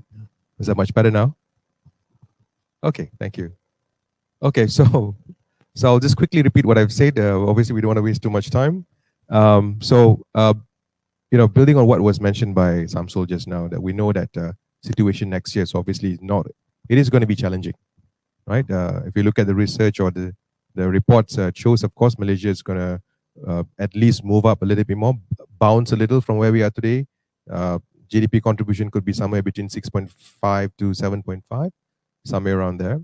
And at the same time, I think the COVID-19 stimulus package that was introduced by the government, right, that is seen perhaps to also to help push at least 4% of the GDP contribution, maximum, I would say. So all in all these things would definitely be helpful. But at the same time, if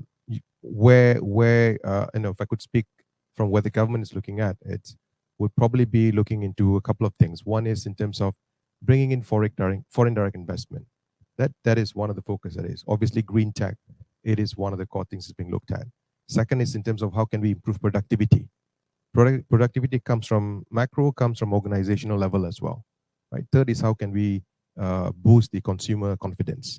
Now, I like to bring upon the middle part in terms of productivity. I think that's where digitalization plays a crucial role, where digitalization can support businesses today in terms of improving, either looking at it from the labor productivity or in terms of the process improvement and all that. So this, I think, some of the things that we should consider, and moving forward probably be something that we should be looked into. So I understand Nalin has been here with Volvo Malaysia for a few years now. So what is your take, on the economy? In terms, okay, we can try to link back to the overall scenario growth related to green or sustainability issues. That would be excellent. So thank you once again for having me, Star Group. It's a great discussion and very interesting. So to be very honest, to start with, I think we don't have exact answers. It's a very difficult question, and I think both the gentlemen put it very well.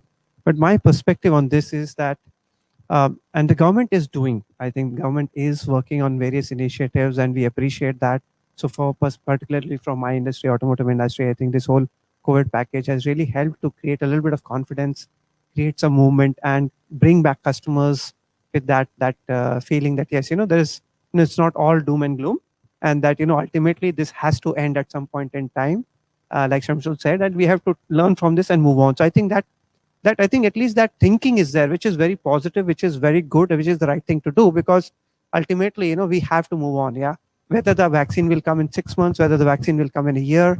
I think we have all learned, and especially in the Asian markets, because we've seen these in the past, right? So I think the Malaysian economy is poised well in that sense. Of course, there are certain aspects which are much more affected, and much more like the tourism part is much more affected, but there are some parts. And now if we apply these other aspects, which is digitization and sustainability, then all of this can help and propel the Malaysian economy, because it's now becoming an enabler. Digitalization is becoming an enabler. COVID is becoming an enabler to push all of these things. And Malaysia is poised to gain with all the restructuring that's going to happen in this region and the world. Malaysia can attract a lot of foreign direct investment. So if we do the right things, I think Malaysia could actually gain a lot from this next year. So coming to the next topic that I had in mind, It is really about digitalization, because we have been talking about this topic, digitalization, digital in whatever that we are doing today. So which industries are going to benefit the most, or is going to be have positive impact in the Malaysian context? That is something that I would believe that most of us would like to understand. Which industries that would be impacted the most for digitalization, and perhaps we're going backwards just at this time. All right, so Nalin, since you're from the automotive industry, so perhaps you can start sharing about how automotive industry in Malaysia has been advancing with digital technologies or transformation, and in your opinion, is there any other industries in Malaysia that would actually benefit from this? Sure. So I will answer this in two parts, right? So who will benefit? And for me, it's not about a particular type of industry which will benefit or not benefit, but only how the industry takes this change. So anybody can go digital. And I'm a bit of an old school, and I never believed that, for example, you can buy clothes online, just as an example. And now we see that almost everybody is adopting it. So it's about the mindset of that industry. So if that industry believes that, yes, we can transform our business. So now that's the first part of the question. So it's about the belief. Technology can enable any business. So now if I apply that to my industry and my business, which is automotive industry. So this was already coming. It was coming for the last 5 years. And COVID is only going to accelerate the process of digitization, in the sense that customers would want the convenience of both options, which is physical look and feel. If they want to come and test drive a car, yes, they can come and test drive a car. But if they want to explore everything digitally and virtually, whatever they would like to, they would like to get a lot of information online through the apps. So we are working on that, which is we're talking about the entire customer journey. So right from the beginning of the process, when a customer thinks of buying a car, till the end when the customer car is delivered, and also then it is serviced, maintenance, everything. So every aspect, we are looking at every touch point, and we are saying that what can be digitalized and how. And that's what is happening in our industry. It's been happening for the last 5 years, but COVID is accelerating it. And according to me, it's only going to help us come much closer to our customers. So in that sense, for us, it's a great change. Thank you. So, Moo, what do you think? Which industries have been very active in the past few years in terms of digitalization, since from MDEC's point of view and experience? Yeah, thanks. So we've been working with a number of industries and sectors for the past many years. I myself have been very aggressively working with the manufacturing industry. That's about 3 years ago. But when you look at the sectors, yeah, obviously I think I would agree with Jalin in terms of two things. One is in terms of the maturity of the sector. That's really important. All sectors are important, but at the same time, not all sectors have the right maturity when it comes to digitalization. For example, if you look at the media sectors, such as the Star, and you also have the financial sectors, the banks and all that, they have been heavily disrupted even before. Yeah? So impacted versus disruption. So those industry sectors have been disrupted, I would say, are poised in a way to fully embrace digitalization. Then comes the other sectors, such as the under the services sectors, which we see today because of the COVID-19. They have been accelerated tremendously. The F&B, logistics, they tap into it. The ones who did pretty well tap into the platform economy, for example, where then now they've moved up the value chain. Those who didn't survive that much. And the other sector that I would really want to have a great look to see where they're going to go will be the manufacturing, primarily because they're still one of the biggest GDP contributor to the country, though it's sliding down a little. We see two groups of people, manufacturers, some who have fully embraced looking at in terms of data analytics, for example, today, but unfortunately, majority of them are still at an early stage of adoption. And I think that's going to be really heavily impacted. And then, of course, the other industries are still at the nascent stage in terms of picking up. One industry which I think should be put a lot of focus on will be the tourism. The tourism sector, unfortunately, is really badly hit. I think the government is putting a lot of focus to see how we can support, not just because from an economic standpoint, but also in terms of job creation standpoint. So my point is pretty simple. I think the maturity of the sectors are very important. If there's no maturity, what's going to happen is everybody will have the wait and see attitude. Even now, that's still happening. Yeah. before I let Shamsul, contribute his ideas, I'm quite curious with, when you mentioned about tourism, right? Well, it is a fact that tourism is really one of course, the earliest or the most impacted, especially international tourism. Domestic tourism is still, okay in that sense, still controllable. But with that essence, the airlines industry is also impacted, especially foreign flights or international flights. In that sense, right, if I have to give a thought about it, sectors like tourism and airlines business, services sectors like this are really human-based services. It is really interactive services. You can't possibly go digital tourism. You can't say we visit Malacca just looking at the screen.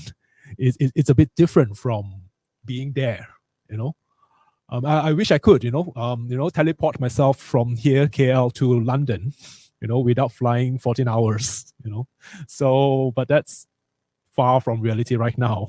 Although I hope, it's possible. But what do you think about those sectors really about? I mean, you got a valid point there. I mean, it's always a mindset. It starts with a mindset in terms of what can and cannot be done. Yeah? I think many years ago, nobody thought that people would buy a car online. Today in China, it's just a click of a button, right? People buy it in a split second. Tourism industry, unfortunately, it's pretty tough in terms of how Malaysia is looking at it at the moment. But again, in any industry, you can always have the way I see it, front end, the mid end, and the back end. Right? Obviously, maybe the back end side of it, where we're interacting with potential visitors and all that may still be a challenge. But the front end part, the experience that can be given.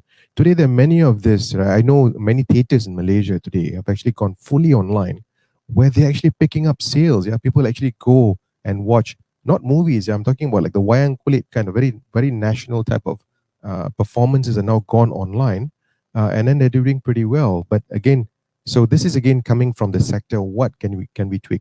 I think the front end part of it still makes a lot of sense in terms of the interaction. You're right, you can't give the full experience, but the new generation, the millennials, always are so used to the VR technology, and the virtualization part of it as well, that they play games, so they're okay with it in terms of experiencing it.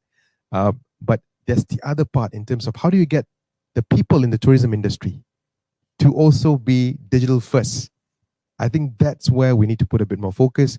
For example, MDEC, we did some work last time in terms of similar to what we have in a platform economy, where we linked up most of the tourist guides, right? So there are many different channels out there already, where if you go to a country, you don't want to go and pay all this tourist thing, which is expensive. You go and find that individuals who's actually offered by those websites.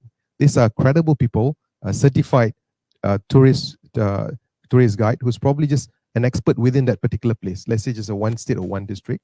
And that's something that we did, we tried. And interesting thing is that the demand was actually there. It's just that we took a bit of time to train these people because they were not digitally ready to embrace this. So Shamsul, based on your experience and from what I understand also that you have several ideas about digitalization or digital transformation that should take place in Malaysia. So what kind of industries do you think that should be prioritized or benefit the most in the Malaysian context for digital transformation? Okay, thank you, Melvin. Now, actually, the digitalization actually cuts across to all industries. It is not a matter of have and have not. It's more like a have and have more. So who would actually be benefiting from it? From the pandemic standpoint, you are looking at the retail industry because when you are having lockdowns in most of the countries, this is where logistics come into a very important role. Okay, and you purchase goods from digitally from the internet, and they would actually benefit most. But I just would go around when we talk about digital sustainability. What is required is the infrastructure. That's for one. We need to have a firm infrastructure in order for us to be sustainable, and also the soft skill, hard skill as well.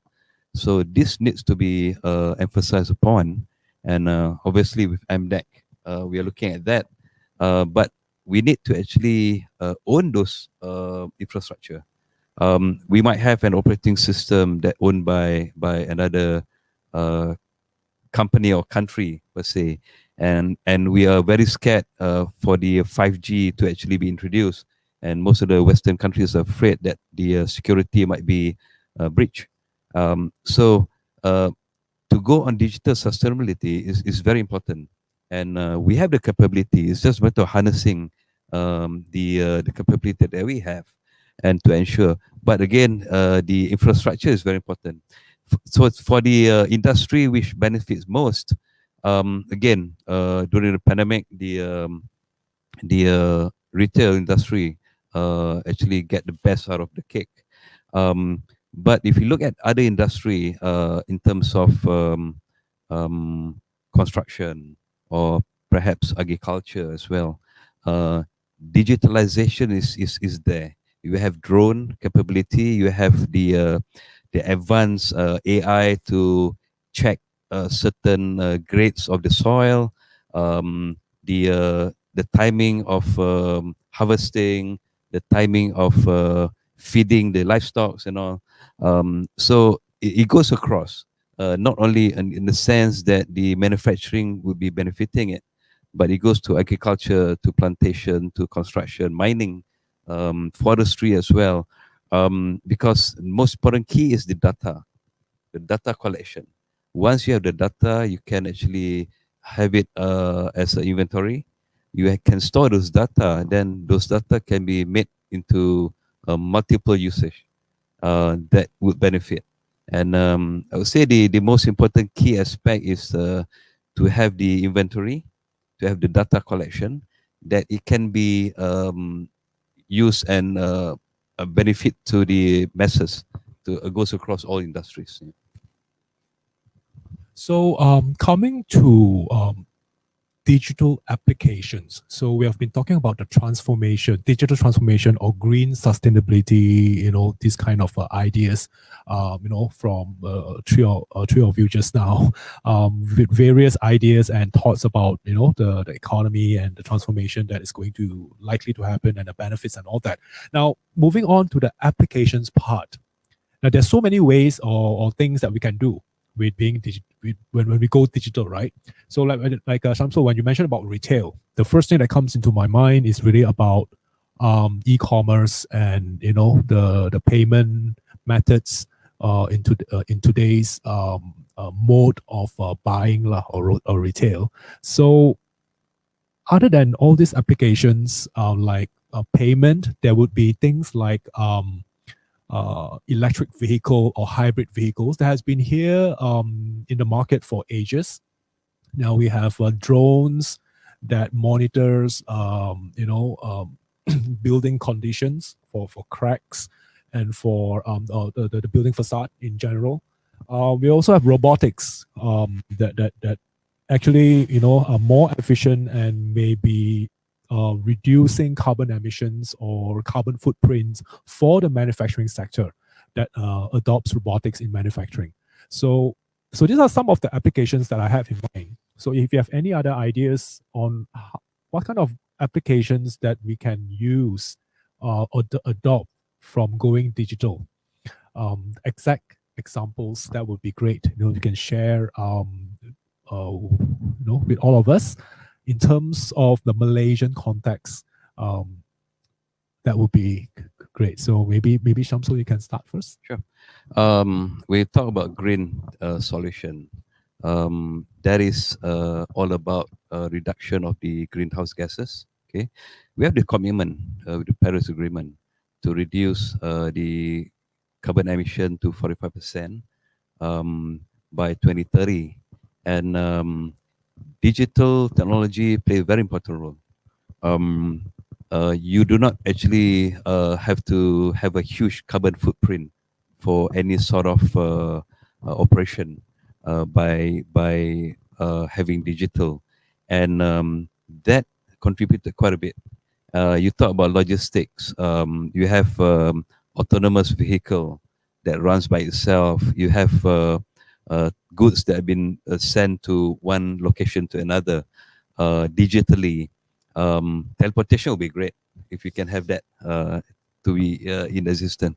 But again, when you look at the green solution context, anything that is digital, it reduces the carbon footprint. But then again, we have to understand where would all those data be stored. Those data will be stored in a room, perhaps, or maybe a building, and building as huge as Putrajaya, for example. But they would create carbon footprint, obviously, and will generate much more. So the green solution, we have to look into the context of to decarbonize the what sort of operation from using fossil fuel. The power plants have to use more renewable energy, perhaps. So those are the ones that are very much in it. We can have the digitalization of the technology, but then again, where would the storage be like? We do not want to have, this is just a very popular sort of connotation that digital is green, but the storage is another issue. So once we decouple ourselves from the usage of the fossil fuel, then we would be very much there with the green solutions. Yeah. So, Muhu, what do you think about this green or digital applications that would be, very beneficial for the Malaysian economy or the public in general? Yeah, great question, by the way. And it's always in the mindset of a lot of people out there, what type of technology I should use, yeah? But my argument has always been that even before you look at the technology, how does it serve your business? The business discussion should always come in front before the technology. It's really important for that, especially in Malaysia. We have that kind of mindset. Technology is expensive and technology comes first even before. So I think that one thing that I would just want to clarify. So great question, because if from a business standpoint, if we look at things from the return of investment, right? Again, sometimes it could be a bad word, but in technology, but in terms of the outcome rather than technology first, right? So then as a business owner, whichever industry you're in, you will look at number one, am I using technology to improve my business? Is it improving my market, for example? Is it improving my productivity? Am I maximizing my labor, right? Or am I using technology to create new source of income for my organization? Now, when you have that clarity, then comes the technology. And green technology is obviously the ones that you should look for as well. So manufacturing, for example, I can give you a great example. Biggest challenge of manufacturers in the country, at least the SME level, is actually energy consumption. Many of them are using old equipment. Many of them are not managing their energy, and therefore that they actually pay penalty to the Tenaga Nasional, right? Because there is such thing that you have the tiering thing, right? And you do that, and by a usage of a simple IoT device, you could, number one, track your expenses or your utilization. Second, manage and mitigate the concern, right? Obviously, this is a green issue here, and there are many different kind of technology out there. So at the end of the day, it's not the kind of green tech I'm using or the tech I'm using, but rather I have actually improved the utilization of my energy effectively by X percentage. And so when you have that clarity, then your discussion with the technology provider will be not how great your technology is or where it has been used or whether my competitor is using it, but rather how effective it is going to be for my businesses. So that's where I'm coming from. So I think energy is one great thing we can look at. Agriculture, as mentioned by Samsul, I think it's really something that's really flourishing now. Although we are, in Malaysia, we're still at a nascent stage, but you can see a lot of different initiatives out there. We have the Sandbox initiative, for example, which was recently announced by MOSTI. I know MDAC is also supporting there, where we look at the drone technology, effectiveness of fertilization, usage of fertilization. It's really, really crucial. Agriculture, even in farming, in fisheries and all that. So they have many different devices which could basically, number one, help you to detect. So at least you know what level you're in. Once you know how to detect, and then how do you mitigate and manage? So that's a different management altogether. And overall, as well, data comes in, because without data, then you do not have the progressiveness in terms of where were you at, and where you would want to be. So Nalin, coming from what Muhu and Shamsul have said just now, I'm sure you have some good ideas. Also, given that you're coming from the automotive background, I'm sure you have some ideas that, in terms of applications, that can be applicable in this country. Sure. So, like you said, Shamsul and Moon are experts, very broad experts, and I think I'll pick up. So we have picked up all these ideas what both of them have mentioned, because as a brand we have committed to being carbon neutral by 2050, and it's not just Volvo. Of course, a lot of other brands are doing this because they realize the responsibility that we carry. Because providing mobility which is sustainable, which is, and when we talk about adopting all these digital technologies and adopting all this knowledge that is now available, and provide this as a choice to our customers, provide this as an information to our customers. So we're talking about launching apps, we're talking about awareness drives, we're talking about so much more. So like Green Test has a green calculator, we also have a green calculator on our website, so customers can actually go and calculate their carbon footprint and see their behavior. So, it's starting from there, which is starting about awareness.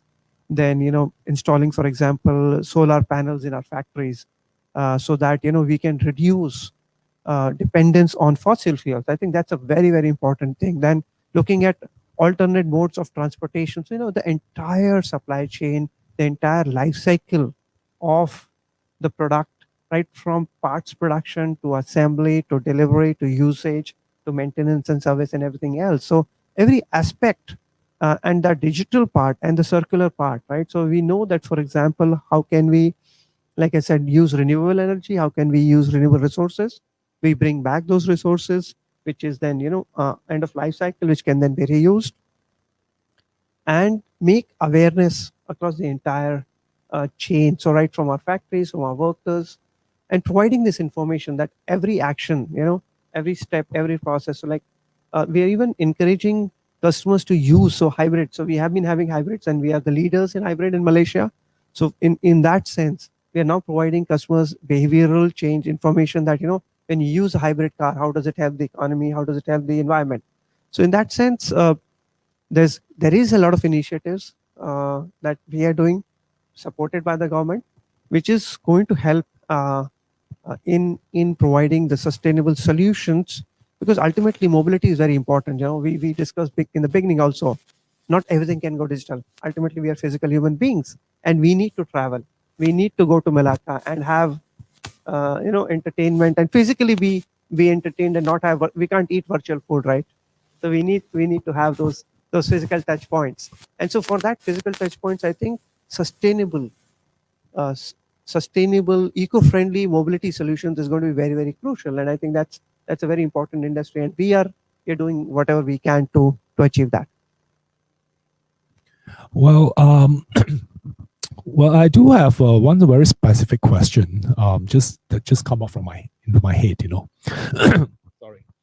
It is really about, so I don't understand green technologies. The ownership of green technologies in the past has been incentivized in Malaysia in one way or another.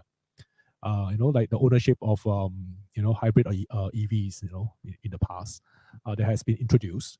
So do you think in the same context, maybe Shamsul can try to give some thoughts, or opinion. In the same context, should there be any incentive for digital practices, whether at an individual level or at business level? Now, say for example, there have been some tax rebates for the purchase of smartphones, right? How it is going to be implemented, or how is it going to be deducted, maybe once every 2 years, that is a separate detail altogether, but at least it is there. So in that sense, digital adoption, should it be incentivized further if there is any in existence? Okay, now we are guided by incentives. That is the weakness that we have. You look at the Western countries, the developed countries, they are not guided by incentives. They are guided by their habits, that they are they have to ensure green lifestyle. So unfortunate that we're looking at that incentivization. Yes, it works. It very much work once you have certain sort of certain tax deduction for importing of certain goods and parts. For EVs, for example, to purchase EV, we are always looking at should the government reduce the tax, the price of the EVs will be much lower, then the consumer would rush all the way to the showroom to purchase. But what we need to do is to change the mindset. Incentivization is good, but to change the mindset to make it a habitual sort of a behavioral, put it in our culture that we need to purchase goods that can reduce carbon emission. We need to do things instead of going from one area to another that will burn a lot of petrol. We would actually order them direct to be delivered. So those are the things that we need to actually get across to the public. Not so much on to incentivize. If we were to take off the petrol subsidy, for example, would EV be popular? I believe so, because they will look at the metrics whereby to purchase EV, you don't have to buy expensive petrol, and electricity is much cheaper. It's cleaner as well. So it would actually trigger the interest and the demand. But then again, incentivization, it works for a certain context. But then again, we should actually change the mindset, and the awareness to the public is very important. And most millennials, they are very much into reduction of carbon. As you mentioned earlier, your kid, they refuse when you purchase things that have straws, they will curse you, right? So these are the things that we are looking at.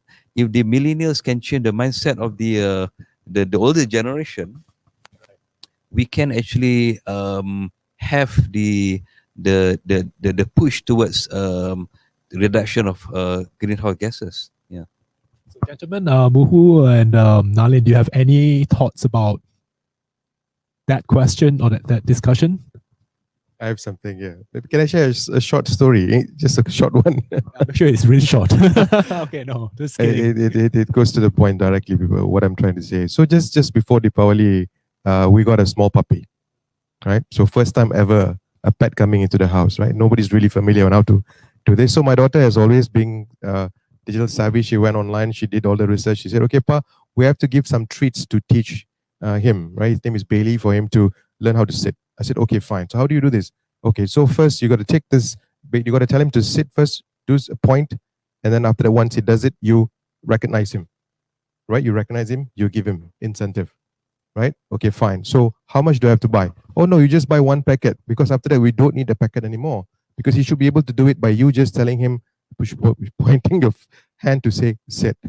So not equating this to anything we're discussing, but the ultimate thing, that the natural thing that happens to all of us is this is a behavioral aspect we're talking about.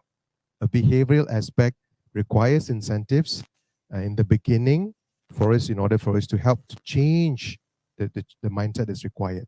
But however, as we all know, the government coffers is not much. It won't last long for us to be able to continue.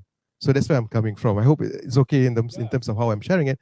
So what I'm saying is incentives are important for the behavioral change. However, it cannot be a consistent thing, because at one point of time, it's not going to make any sense anymore and not going to drive any change. Yeah. The carrot stick is not just going to be there forever, right? Absolutely.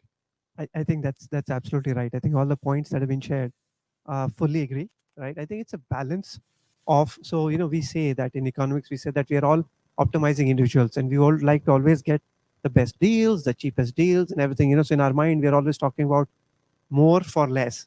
But I think it's about actually less for more. So how much less we can do and still have great fun. So, I think that's where once the behavior change comes in, that's very important. So the behavioral change is not easy, and hence incentivization is necessary. But I fully agree with Mohu that it can't be endless, because then it becomes more of a greed than an incentivization. Like Samshul also said that at some point, although I also say that Western world is also not so easy, they also need greed sometimes. they are not very easy to adopt all the great ideas. So let's not put ourselves down too much on that one. And we are all human beings like that. So I think it's always a combination of all these factors which is necessary to drive the behavior in the right direction. Okay, so now coming to about the final discussion point that I have in mind is really about the realization of digital transformation or the introduction of technologies, whether it is green or or green sustainability or digital sustainability team technologies into the Malaysian market economy. Now, it involves a lot of synergies between the government and also the private sector. So, what do you think, or how do you think the public and private sector should really collaborate in terms of to introduce the betterment with all these technologies, all these ideas that we have today into the Malaysian economy in the future? So perhaps we will let Muhu to start first, and then followed by Nalin, and then we will end the session or the discussion with Shamsul. Sure, thanks, Melvin. So, my short answer to that is that government's role has always been to kickstart an initiative. Yeah, we come in when there are gaps, or from MDEC perspective, that's what we do. We also look at it from a kickstarting it. We've always looked at it from the perspective at one point of time this will be driven by the industry, so that we don't reinvent what's already there. We work together with industry to ensure that we can amplify the work that's being done. That's always been the principle we have. So public-private partnership is numero uno, I would say, in terms of how we move forward. Because there's no way that we can do or what everything that you see from a digital economy standpoint, from the work that MDEC has been doing, has always been together with all the different public-private partnership that we have built. Today, for example, in digitalization, there are two groups of sectors, I would say, really pushing SME digitalization, supporting the SMEs to move forward, the telcos as well as the banks, right? So we work very closely with them. Telcos and banks, obviously they are commercial intention there, but they have access and they also have all this varied knowledge because they picked up digitalization much earlier.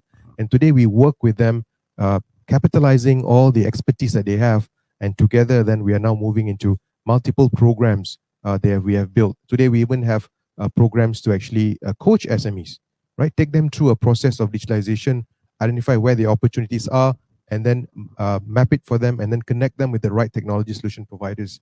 We also have now linked it up to some of the grants we have, the smart automation grant that we have. We also have a lot of digital transformation programs that we have done. So what we did, we combined this. The private sectors are bringing in their knowledge and expertise and the reach that they have. Government comes in enabling that with also the expertise we have, and plus the resources that's available. Right? I think that's how it should be done, and that's how we want to move forward. Yeah, so I think it is going to be a very collaborative journey. It cannot be done by one entity on its own because of the kind of scale and complexity of solutions that we're talking about, the diverse views that exist in how to solve these kind of problems and how to implement these solutions, right? And then of course there is these commercial aspects that everything ultimately needs to have business case, like Mu earlier mentioned. I think it's a valid point. So, but at the same time, both industry and government have to take almost an equal responsibility. So when, for example, the Swedish government announced zero fatalities many years ago, our company took up the challenge that yes, we also would work in that direction and in terms of safety. Similarly, now when we're talking about zero climate change, so our company voluntarily says that yes, we will also follow that path. So I think both the industry and the government have to come in voluntarily and say that yes, this is how we have to move in that direction and start working towards it. It may be a long journey, it may be a difficult journey, but once you start working towards that, it will, we can always find solutions in that direction. Sure, thank you so much. What about Shamsul? Okay. Now, the government have put up a lot of schemes to enable that there will be a green growth to the industry, and the most important scheme will be the financial scheme.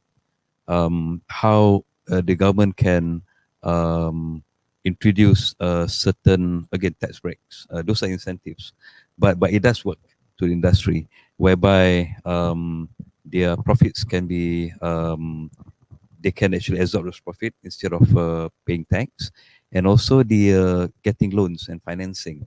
This is very important. This is key, as we know that to achieve 45% of the carbon emission, climate financing is very much there, and the FDIs are important. So the financing is where the industry are looking at. No matter what sort of technology that you have, if you cannot put in a dollar to the operation, then you couldn't actually get it started. So, but the government are having a lot of schemes that currently we at under green technology. We have the GTFS, the Green Technology Financial Scheme, whereby we absorb 60% of the risk by the bank, and also the guarantee, and also 2% of the interest. So by having all those and more would actually create accelerate the green growth and to spur the economy. Yeah. Okay, that's very interesting. Thank you, gentlemen, for the wonderful ideas that we have gone through so far. I believe the audience have some questions. And I was told there was 2 questions actually, so maybe we can go through one of it now. Okay, so there's this question from Wong from Webex, and it is quite specific to Nalin. So the question actually reads, how has the pandemic impacted the automobile industry? There's actually a few questions here. Okay, and the next will be, what are the solutions you can share to the audience, especially on zero immersion or zero emission, I would believe, zero emission vehicles, or how AI and any new technology can enhance the automobile industry? So it's a long question. So yes, I think it has impacted all of us, and it has impacted the automotive industry. So in both ways, in challenging ways, but also in positive ways, because I think people now recognize the importance of personal mobility, the ability to have your freedom and your flexibility to be able to travel with your convenience, with your safety, and your comfort of your own personal vehicle. So there is this positive move, but also, the whole supply chain disruption that has happened because of the pandemic, which causes strain on our supply chain and everything. So we need to have a much better planning on the supply chain part. So that's from the operations part, but from a customer part, I think we are seeing a lot more interest. But now how it affects our business is that, although there's a lot of interest, but we see that there are customers who want choices. So they're doing a lot more, let's say, research at home, which means we need to provide a much more digital savvy platforms to give them all the information about the car, about the servicing, about the future maintenance, and so on and so forth. So I think we are implementing a lot of technologies from a customer point of view. We are implementing a lot of technologies from a supply chain point of view. And so all of this artificial intelligence, when you talk about factories, so when the parts are finishing in our factory, when the supply will come from different parts. So all these, there are scanners, there are digital technologies which will tell you exactly where the parts are, so that our planning can improve, our ability to deliver to our customer expectations can improve. And this has been happening. Our industry has been disrupted. It's just that COVID has accelerated this whole journey. So in that sense, we are bringing technologies. And of course, when we talk about sustainability, of course, electrification is a big vision by us. So that will happen in the next 4 to 5 years, that we are going to have a full range of electric cars, which is also part of the solution. Right. Thank you for your answer. I think that's a very good insight that you have there. I think exciting times ahead for the automotive industry, automobile industry. So anyway, I do have some other questions. Maybe we can talk offline later, because the automotive industry entails a lot of equipment, not just the vehicles or the cars that we're talking about. Anyway, the final question here reads, and it's from Charlotte from Webex as well. Now, this one is related to what we have discussed just now. Now, should we start considering behavioral insights or setting up behavioral insights team as an option to replace monetary incentives? So now maybe, this topic, this question I asked, or I was asking Shamsul just now about incentives, right? So maybe this time, Muhu, you can, give your opinion about this. Then later, we let Shamsul, close off or add on to any of if you have any insights. Thanks, Charlotte, for the question.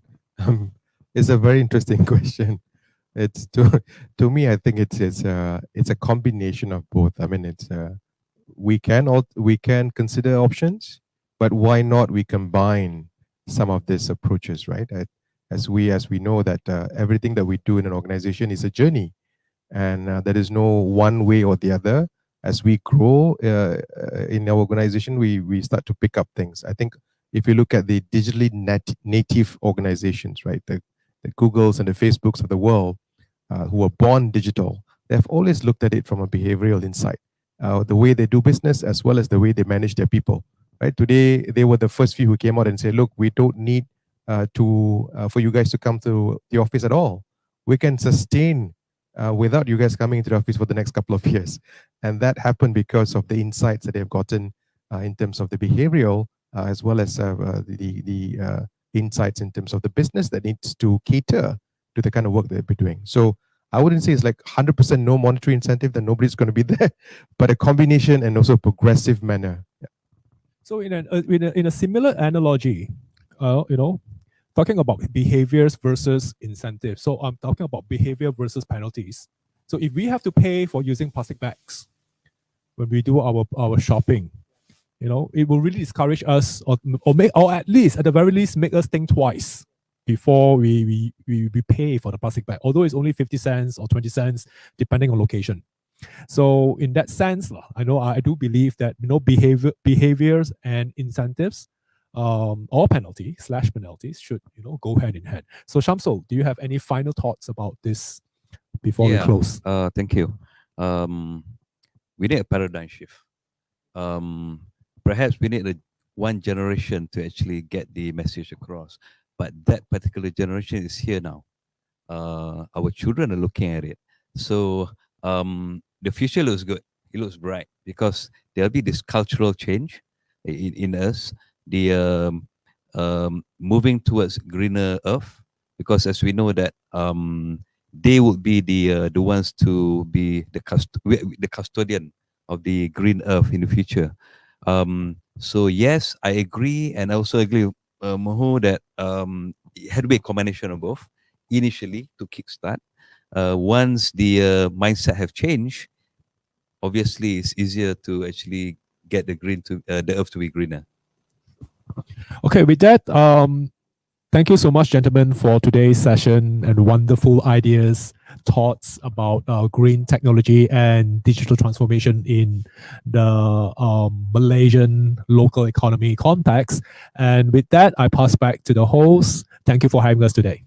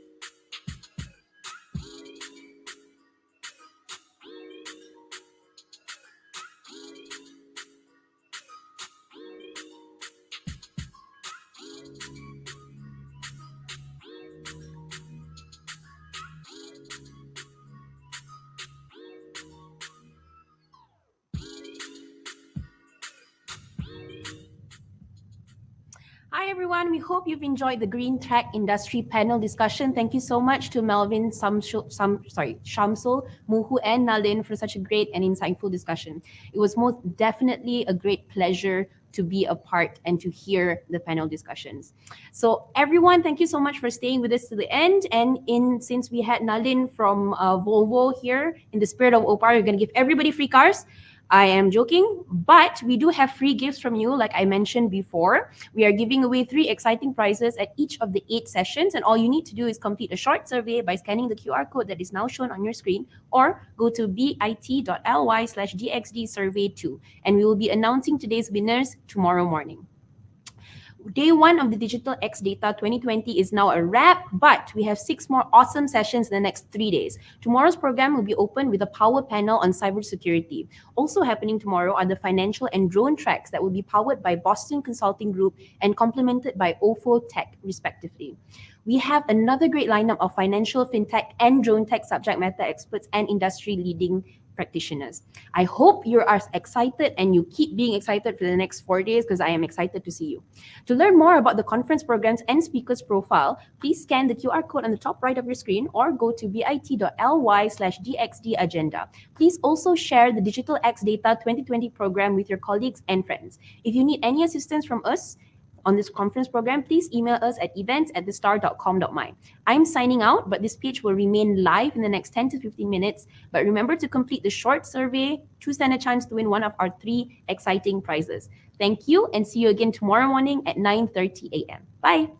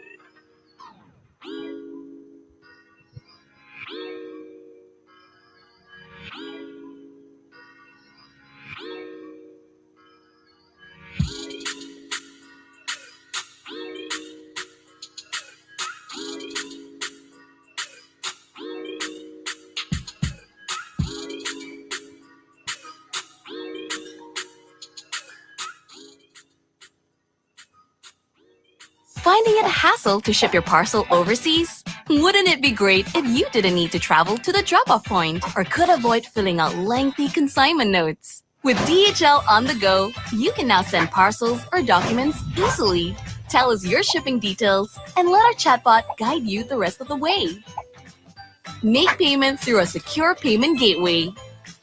Arrange a pickup at your preferred location. All of this is done via WhatsApp from your home, office, or anywhere, at any time. Scan the QR code or WhatsApp us now. Ready, chat, go! With DHL on the go.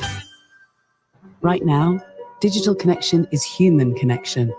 And it's those digital connections Palo Alto Networks has spent 15 years securing. In the last few weeks, we've secured companies, governments, and schools as homes became offices and computers became classrooms.